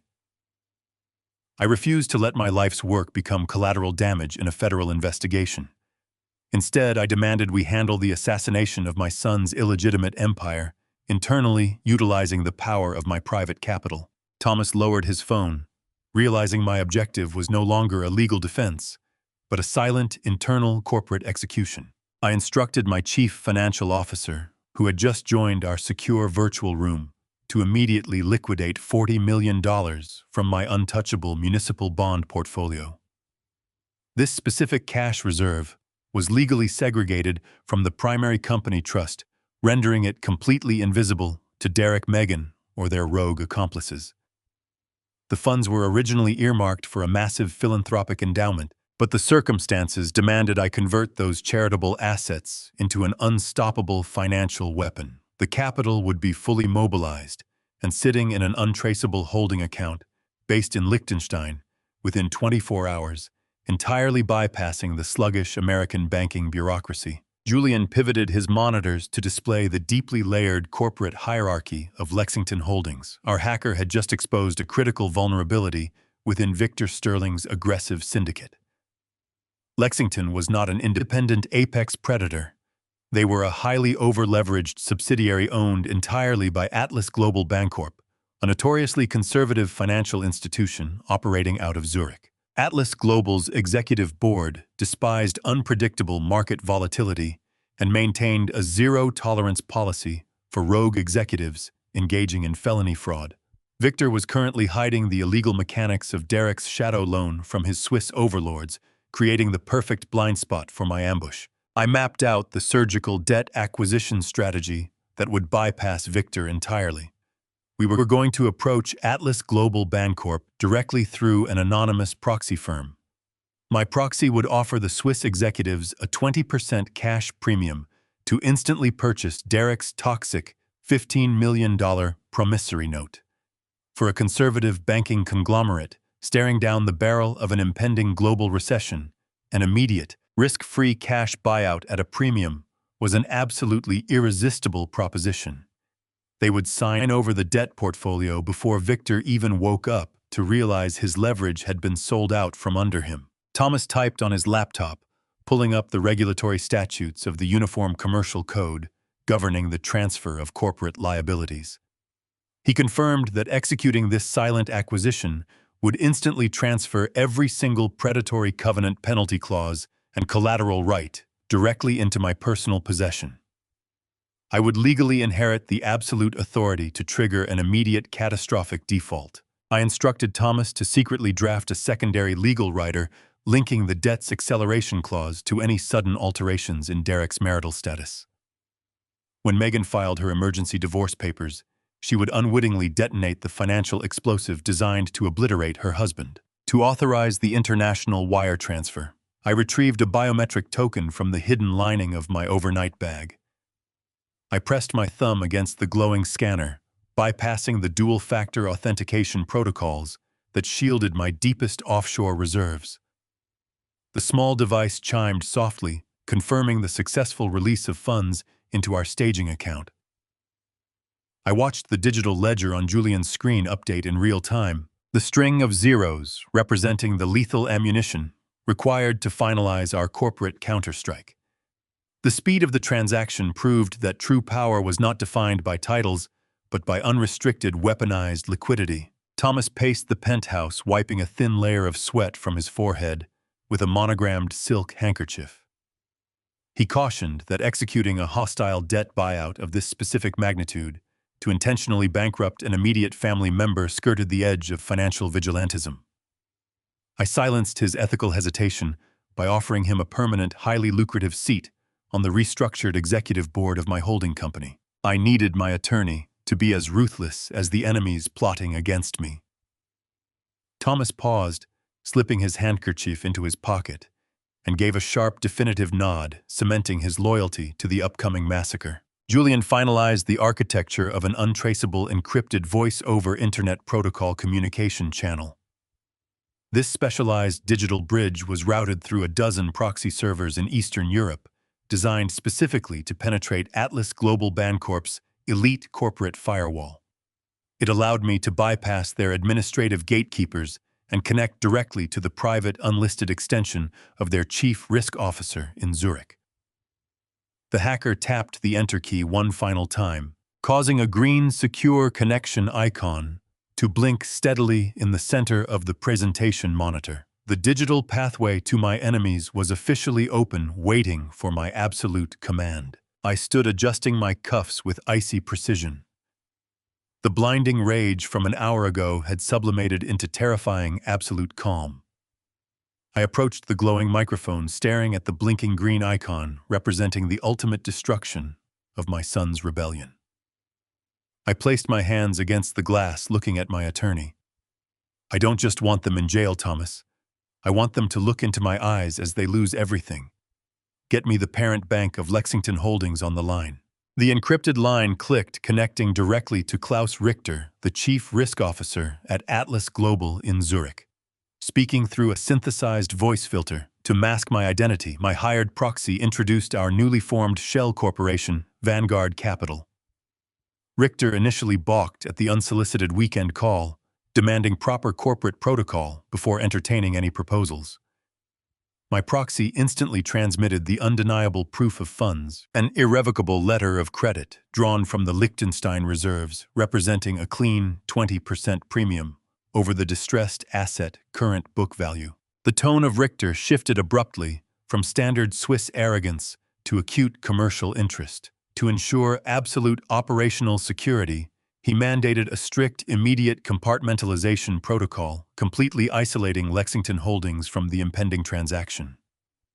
With a few rapid keystrokes on his terminal, Richter administratively locked Victor Sterling out of the primary ledger of the parent bank, rendering the rogue CEO totally blind to the sudden sale of his most prized domestic asset. The immediate massive cash liquidity promised a perfect quarterly balance sheet for Atlas Global, easily overriding any internal bureaucratic delays. Within exactly 45 minutes, a massive encrypted data packet successfully breached our secure server. Julian quickly intercepted the file transfer, unzipping the complete unredacted portfolio of the toxic shadow loan authorized by my son. This digital vault contained every single predatory covenant mezzanine financing agreement and complex collateral schedule Derek had foolishly authorized without independent legal counsel. The raw data unexpectedly revealed that the interest rate was not fixed. It compounded daily on a brutal sliding scale that had already accumulated an additional $300,000 in hidden penalty fees over the holiday weekend alone. Thomas Mitchell aggressively dissected the newly acquired covenants, spreading the printed legal pages across the sprawling mahogany hotel table. He swiftly identified a highly irregular key man provision buried deep within the dense fine print originally designed by Victor to seize total control of our commercial real estate board upon default. Thomas meticulously drafted an immediate corporate amendment legally substituting my personal name as the sole, unchallengeable beneficiary of that specific clause.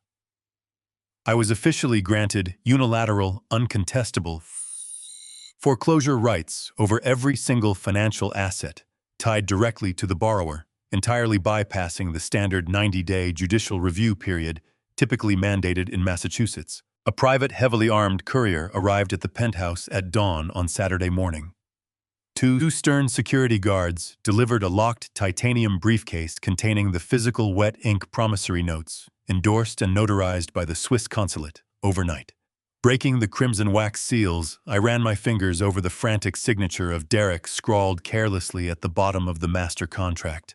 The physical possession of these original documents irrevocably cemented the legal transfer under established commercial law, officially crowning me as the undisputed master of his entire financial existence. Operating with absolute ruthlessness, I ordered Julian to begin preparing a delayed digital blackout across our corporate headquarters network. The hacker engineered a targeted, highly sophisticated malware script designed to systematically sever the access of Derek to the internal communications grid of the firm, cutting off his email, private intranet, and executive building security clearances. We purposefully programmed the customized virus to remain dormant throughout the weekend, secretly embedding a synchronized countdown timer configured to execute a total administrative lockout exactly at 9 in the morning on Monday. To fortify the trap against the legal maneuvering of Megan Thomas, finalized the explosive marital status trigger. He engineered a specialized algorithm linked directly to the Massachusetts Family Court electronic filing portal.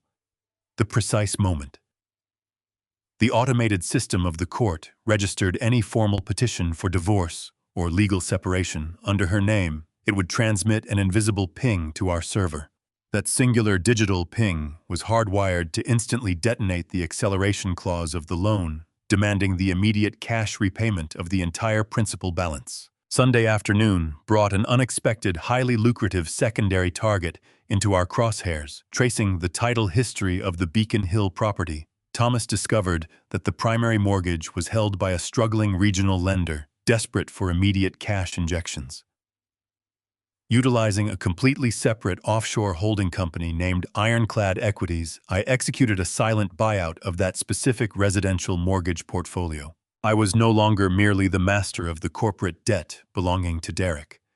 I officially held the physical deed to the roof over his traitorous head, to guarantee that my rebellious son could not secure emergency bailout funding.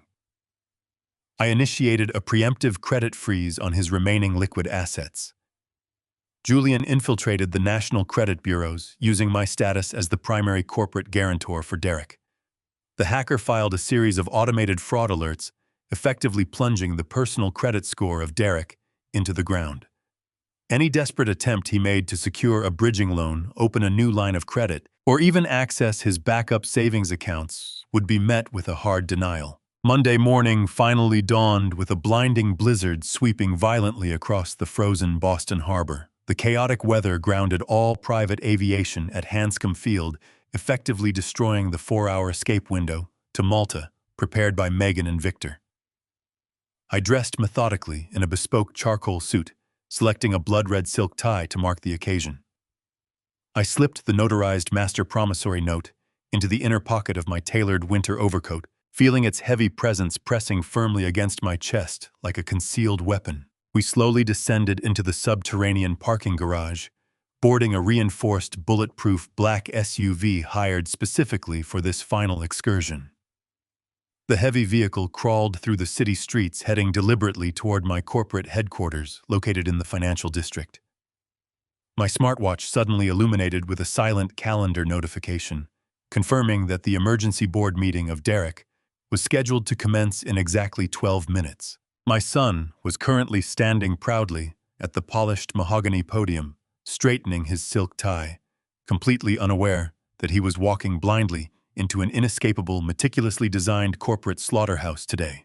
The armored vehicle glided silently into the restricted subterranean loading dock of my corporate headquarters, completely bypassing the bustling morning lobby above. My head of private security quickly deactivated the biometric scanners guarding the private executive elevator using his master override codes. We ascended directly to the 40th floor in terrifying silence. Thomas Mitchell handed me a tiny, wireless earpiece synchronized with the concealed microphone array integrated into the boardroom chandelier. I pressed the cold polymer into my ear, instantly picking up the ambient rustling of expensive suits and the nervous murmurs of 12 board members assembling inside the room. Stepping out of the elevator, we navigated the deserted mahogany anteroom, stopping inches away from the frosted glass panels of the massive oak double doors. I could perfectly see the distorted silhouettes of the executives taking their assigned leather seats.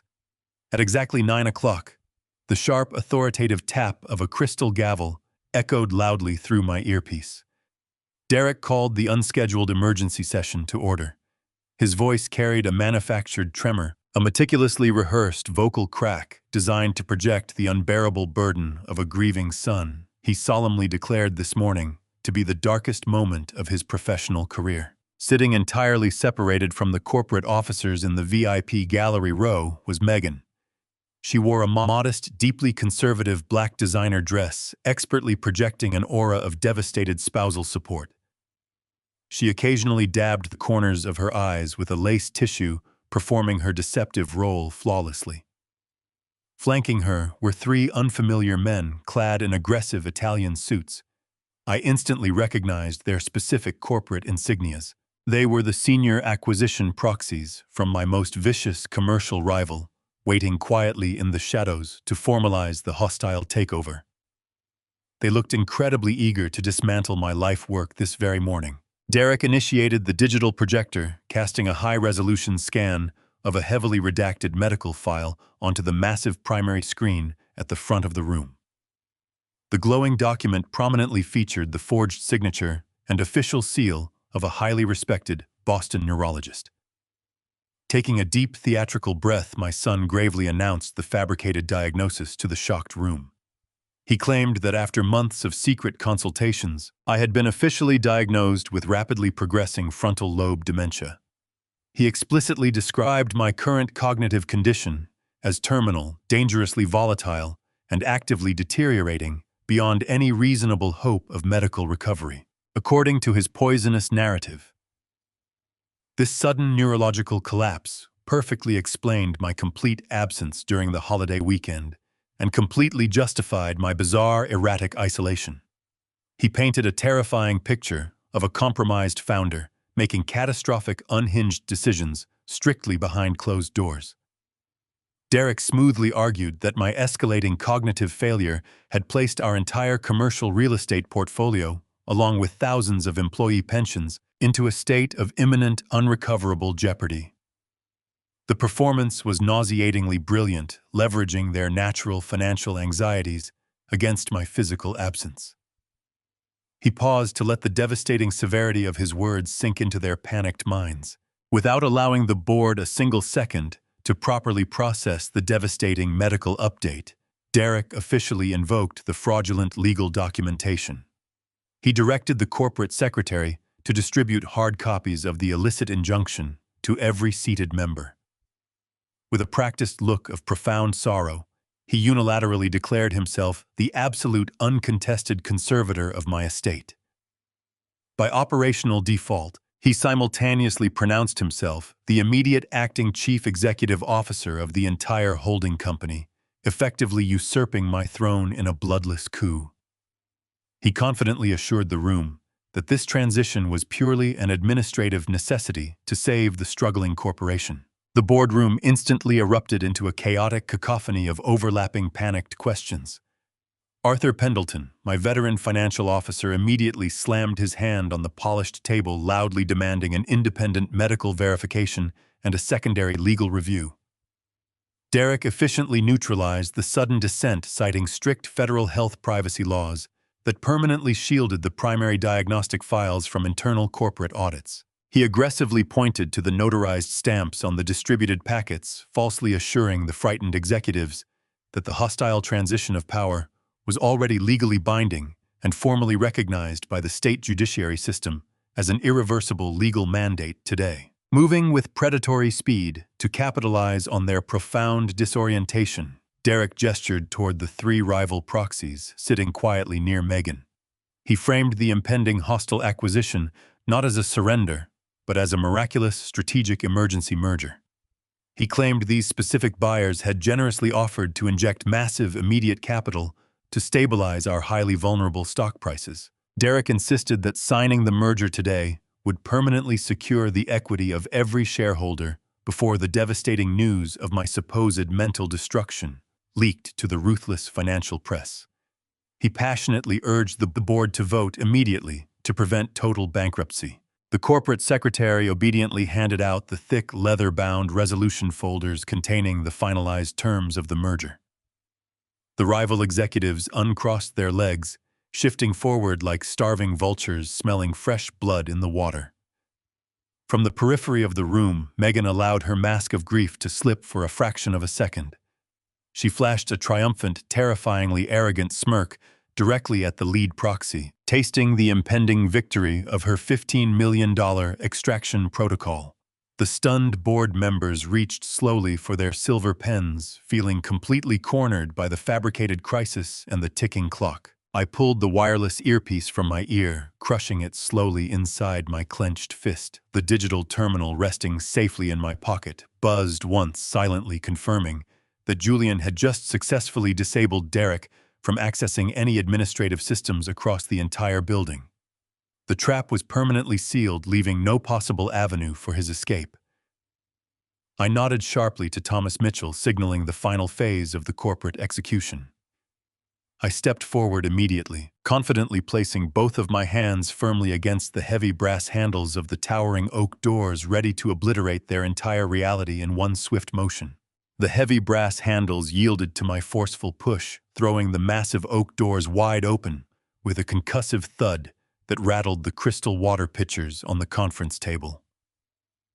I strode into the center of the expansive boardroom, flanked seamlessly by Thomas Mitchell. Two heavily armed agents from the Federal Bureau of Investigation, wearing tactical windbreakers, and a pair of elite gray-suited auditors from the Securities and Exchange Commission. The sudden, overwhelming federal invasion instantly vaporized the manufactured theatrical grief hanging thickly in the air, replacing it with a suffocating, terrifying atmosphere of absolute, undeniable legal authority here today. I walked with the rigid, terrifying posture of a predatory titan, projecting an aggressive, undeniable lucidity that instantly shattered the vile illusion of my fabricated cognitive decline completely.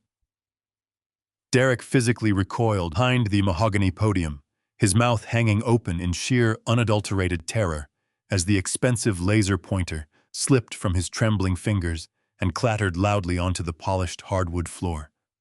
The 12 seated corporate directors gasped in perfect unison, their silver pens slipping from their grasp as they stared in horrified disbelief at the supposedly terminal, incapacitated founder who had just resurrected himself to brutally crash his own funeral, seated in the isolated VIP gallery.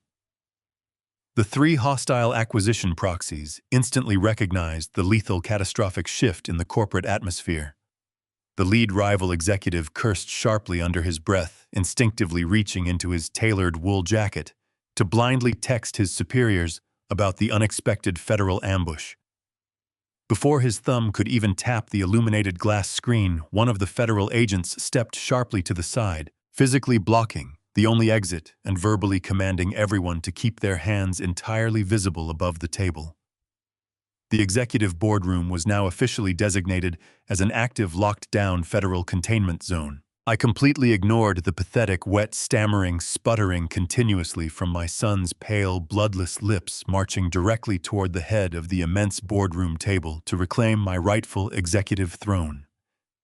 I methodically unbuttoned my tailored charcoal winter overcoat, draping the heavy fabric over the back of the primary leather chair, with an agonizingly slow, calculated precision designed specifically to maximize the suffocating tension in the room. The absolute, dead silence was deafening, broken only by the frantic, shallow hyperventilation of the arrogant man who had foolishly believed he possessed the necessary cunning to successfully bury me alive this morning. Reaching deep into my tailored breast pocket, I extracted the thick, heavy portfolio containing the physical, wet ink promissory notes acquired secretly from Zurich. I slammed the comprehensive legal documents violently onto the polished mahogany surface, the concussive smack echoing like a sharp gunshot through the expansive room. The bright crimson wax seals of the Swiss consulate and the aggressive, red-stamped, accelerated default markers immediately caught the terrified gaze of my chief financial officer, Arthur Pendleton.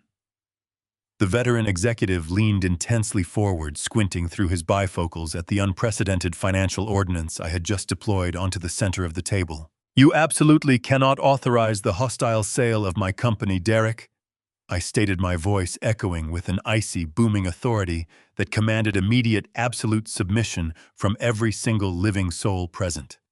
Your catastrophic, deeply hidden $15 million shadow loan with Lexington Holdings has officially breached its primary corporate covenants today. The specialized acceleration clause has been legally detonated this exact morning, plunging your entire illicit, over-leveraged portfolio into a state of immediate, unrecoverable default. You are instantly liable for the principal balance, plus the daily compounding penalty interest fees that have secretly accrued over the long holiday weekend.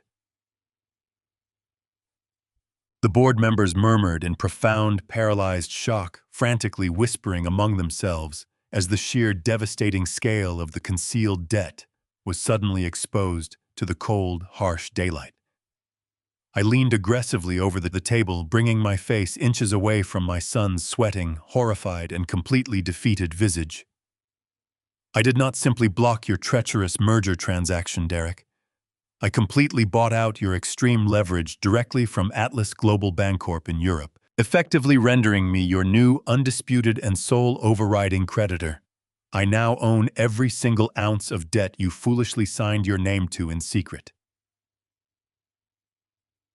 The revelation hit him like a brutal physical blow to the sternum, dropping his limp body heavily into the leather chair behind the useless podium. I completely ruthlessly detailed the immediate merciless execution of my uncontestable foreclosure rights over his entire financial existence. As of this exact second, I am officially seizing every single asset tied to your name.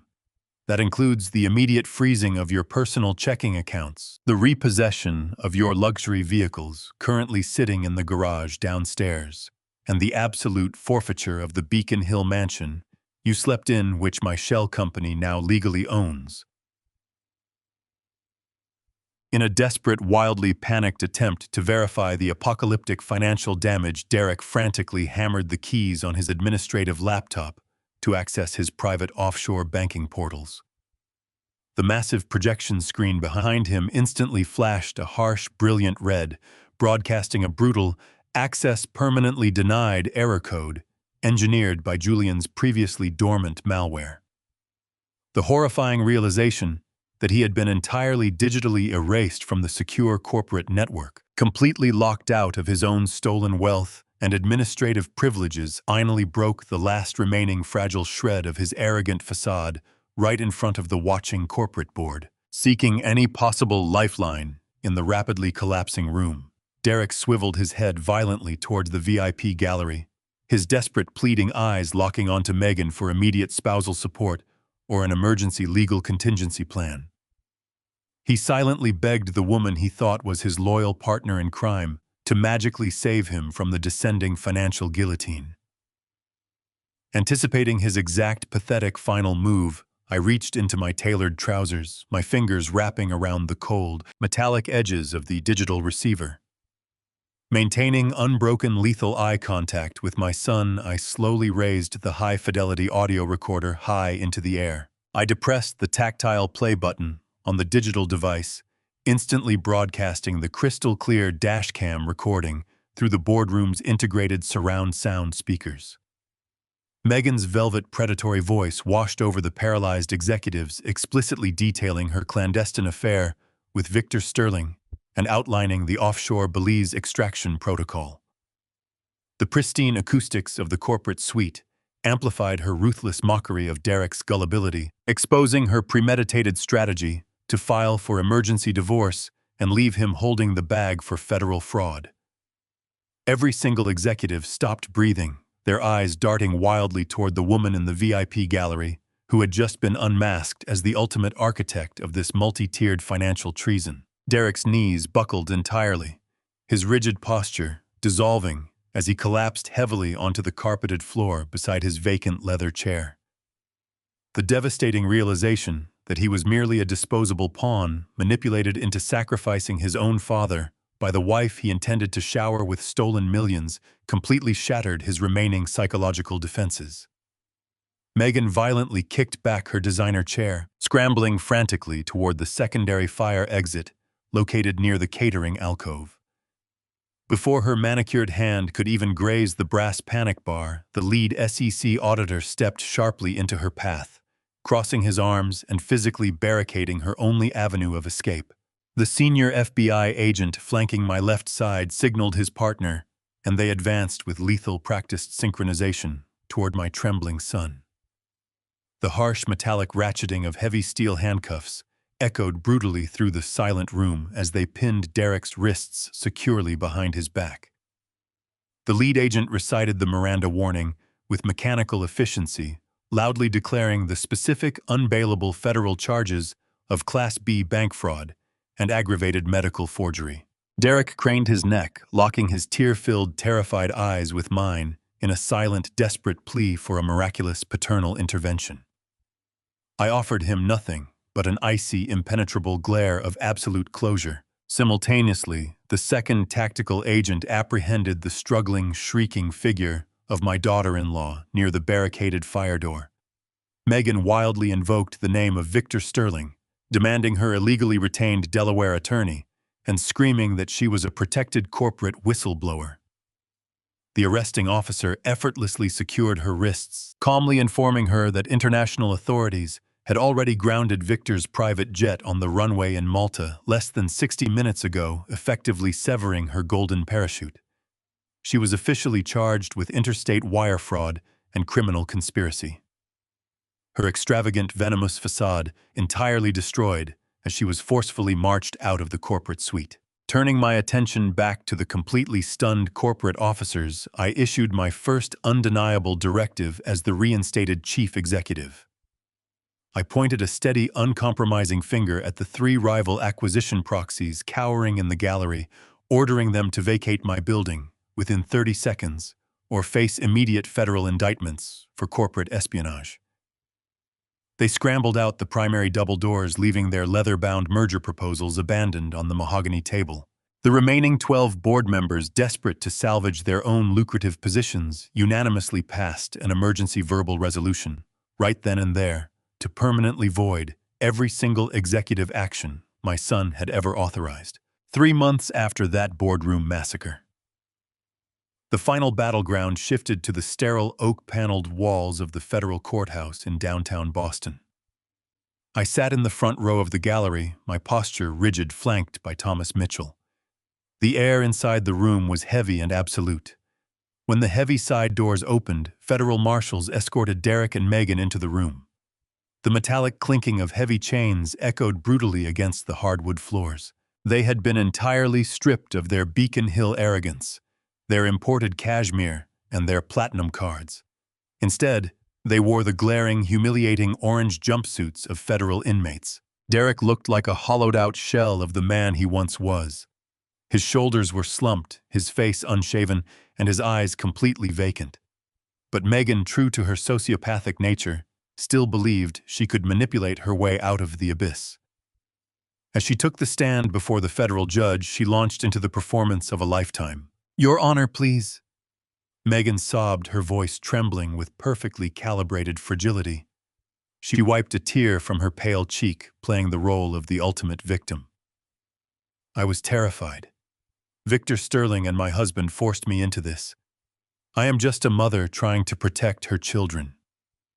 Derek was the one who fabricated the medical documents.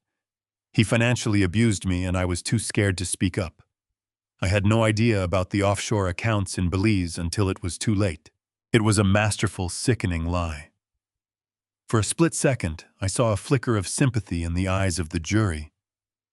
But Megan had forgotten that the man sitting in the front row had bought and sold predators far smarter than her. The federal prosecutor did not argue. He simply approached the podium, pressed a button on his laptop, and submitted Exhibit 42 into the public record. The crystal-clear dashcam audio that Julian had extracted from the SUV filled the entire courtroom.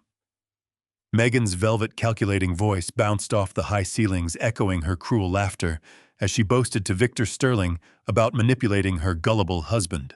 The jury listened in horrified silence as she cheerfully detailed her plan to frame Derek File for an emergency divorce and flee to Malta with the stolen millions. The false tears dried on Megan's face instantly. Her jaw dropped and the color completely drained from her skin as her ultimate betrayal was laid bare for the world to hear. At the defense table, Derek physically shattered. The monumental weight of his own stupidity finally crushed him. The woman he had destroyed his father, for the woman he had committed federal felonies to please, had planned to leave him rotting in a cell, while she spent his stolen inheritance with another man. Derek suddenly lunged forward, his chained hands slamming against the wooden table. "You used me!" he screamed, his voice tearing at the seams, spittle flying from his lips as he glared at his wife. "You manipulated me to destroy my own father. You are a monster." The federal marshals immediately tackled Derek, forcing him back into his chair as he broke down into violent, agonizing sobs. It was the pathetic, bitter weeping of a man who had traded an empire for absolute ruin. The judge slammed his gavel, demanding order. Once the room fell into a dead silence, the judge looked directly at me. "Mr. Caldwell, the court will now hear your victim impact statement before sentencing." I stood up slowly, buttoning my tailored charcoal jacket. I did not look at the jury. I did not look at the judge. I walked to the podium and locked my cold, unyielding gaze entirely on my son and daughter-in-law. "I grew up with nothing in the freezing winters of this very state." My voice boomed through the microphone, steady and devoid of any paternal warmth. "I spent 40 years laying bricks, working sleepless nights, and bleeding for my company to ensure my family never knew the cold sting of poverty. I built a fortress of wealth to protect my son. In return, he and his wife weaponized my generosity. They did not just try to steal my money. They bribed corrupt doctors. They forged a declaration of incompetence. They planned to throw me into a locked psychiatric ward to die alone, completely stripped of my mind and my dignity, so they could fund a lavish lifestyle they did not earn." I paused, letting the devastating truth hang in the heavy air. I am not standing here today as a grieving father. That man died on Christmas Eve. I am standing here as a survivor. I demand that this court show them the exact same mercy they showed me, absolutely none. The judge nodded solemnly. He did not hesitate. Megan was sentenced to 20 years in federal prison, with no possibility of early parole for wire fraud and conspiracy to commit elder abuse. Derek received 15 years for his role in the corporate embezzlement and forgery, as the marshals pulled them up by their chained wrists to lead them away. Derek stopped. He turned his head toward the gallery, locking his red, swollen eyes with mine. His lips trembled as he silently mouthed the words, "I'm sorry, Dad." I did not nod. I did not offer a comforting smile. I simply turned my back and walked out of the courtroom. The heavy oak doors clicked shut behind me, sealing their fate permanently. I stepped out into the crisp Boston air, took a deep breath of absolute freedom, and finally began the rest of my life. Exactly 12 months later, the sterile hostility of that boardroom was completely replaced by the vibrant, blooming scent of fresh jasmine. I sat comfortably on a sunlit wrought iron bench positioned in the center of the newly inaugurated Caldwell Children's Foundation courtyard. The gentle melodic sound of a nearby therapeutic water fountain provided a serene acoustic backdrop to the bustling, joyful activity of recovering pediatric patients playing on the manicured lawn. This massive, state-of-the-art medical wing stood as a towering physical testament to my redirected, sanitized commercial empire. My real estate conglomerate had undergone a ruthless, highly profitable sanitization over the past 4 quarters. Thomas Mitchell seamlessly transitioned from my private legal counsel into the permanent chief operating officer role, helping me aggressively purge every complacent executive who had nearly signed away my company that snowy morning. By completely liquidating the bloated toxic assets associated with Derek's fraudulent initiatives, we successfully surged the firm's net quarterly profits by an unprecedented 40%. Half of that newly generated corporate wealth was immediately transferred into an irrevocable, transparent medical charity designed specifically to fund life-saving operations for underprivileged youth. My estranged daughter, Sarah, approached my bench carrying a stack of successful post-operative reports, wearing her crisp white surgical coat. We had spent the entire year slowly, carefully rebuilding our fractured relationship, prioritizing honest communication and mutual respect over the corrosive influence of unearned luxury. She sat beside me, resting her head gently against my shoulder, with a warm, genuine smile that could never be bought or negotiated in a boardroom. Gazing at the thriving medical sanctuary we built together, I finally felt the absolute, unshakable peace that comes from recognizing those who genuinely value your soul over your bank account. I lost a fake family on Christmas Eve, but I found my true legacy. Blood is nothing but a biological accident. It does not entitle anyone to your life's work. True family is built on respect, gratitude, and mutual care. I spent decades blinding myself to my son's greed, thinking that providing endless wealth was the same as providing love. But generosity without boundaries only breeds monsters. Never be afraid to strike a match and burn the forest down if you discover it's full of venomous snakes. Protect your peace, guard your legacy, and never let anyone erase you. If you enjoyed this story of justice and taking back control, please hit the like button and subscribe to the channel. Have you ever had to cut off toxic family members to protect your peace? Share your story in the comments below and let me know where you're watching from.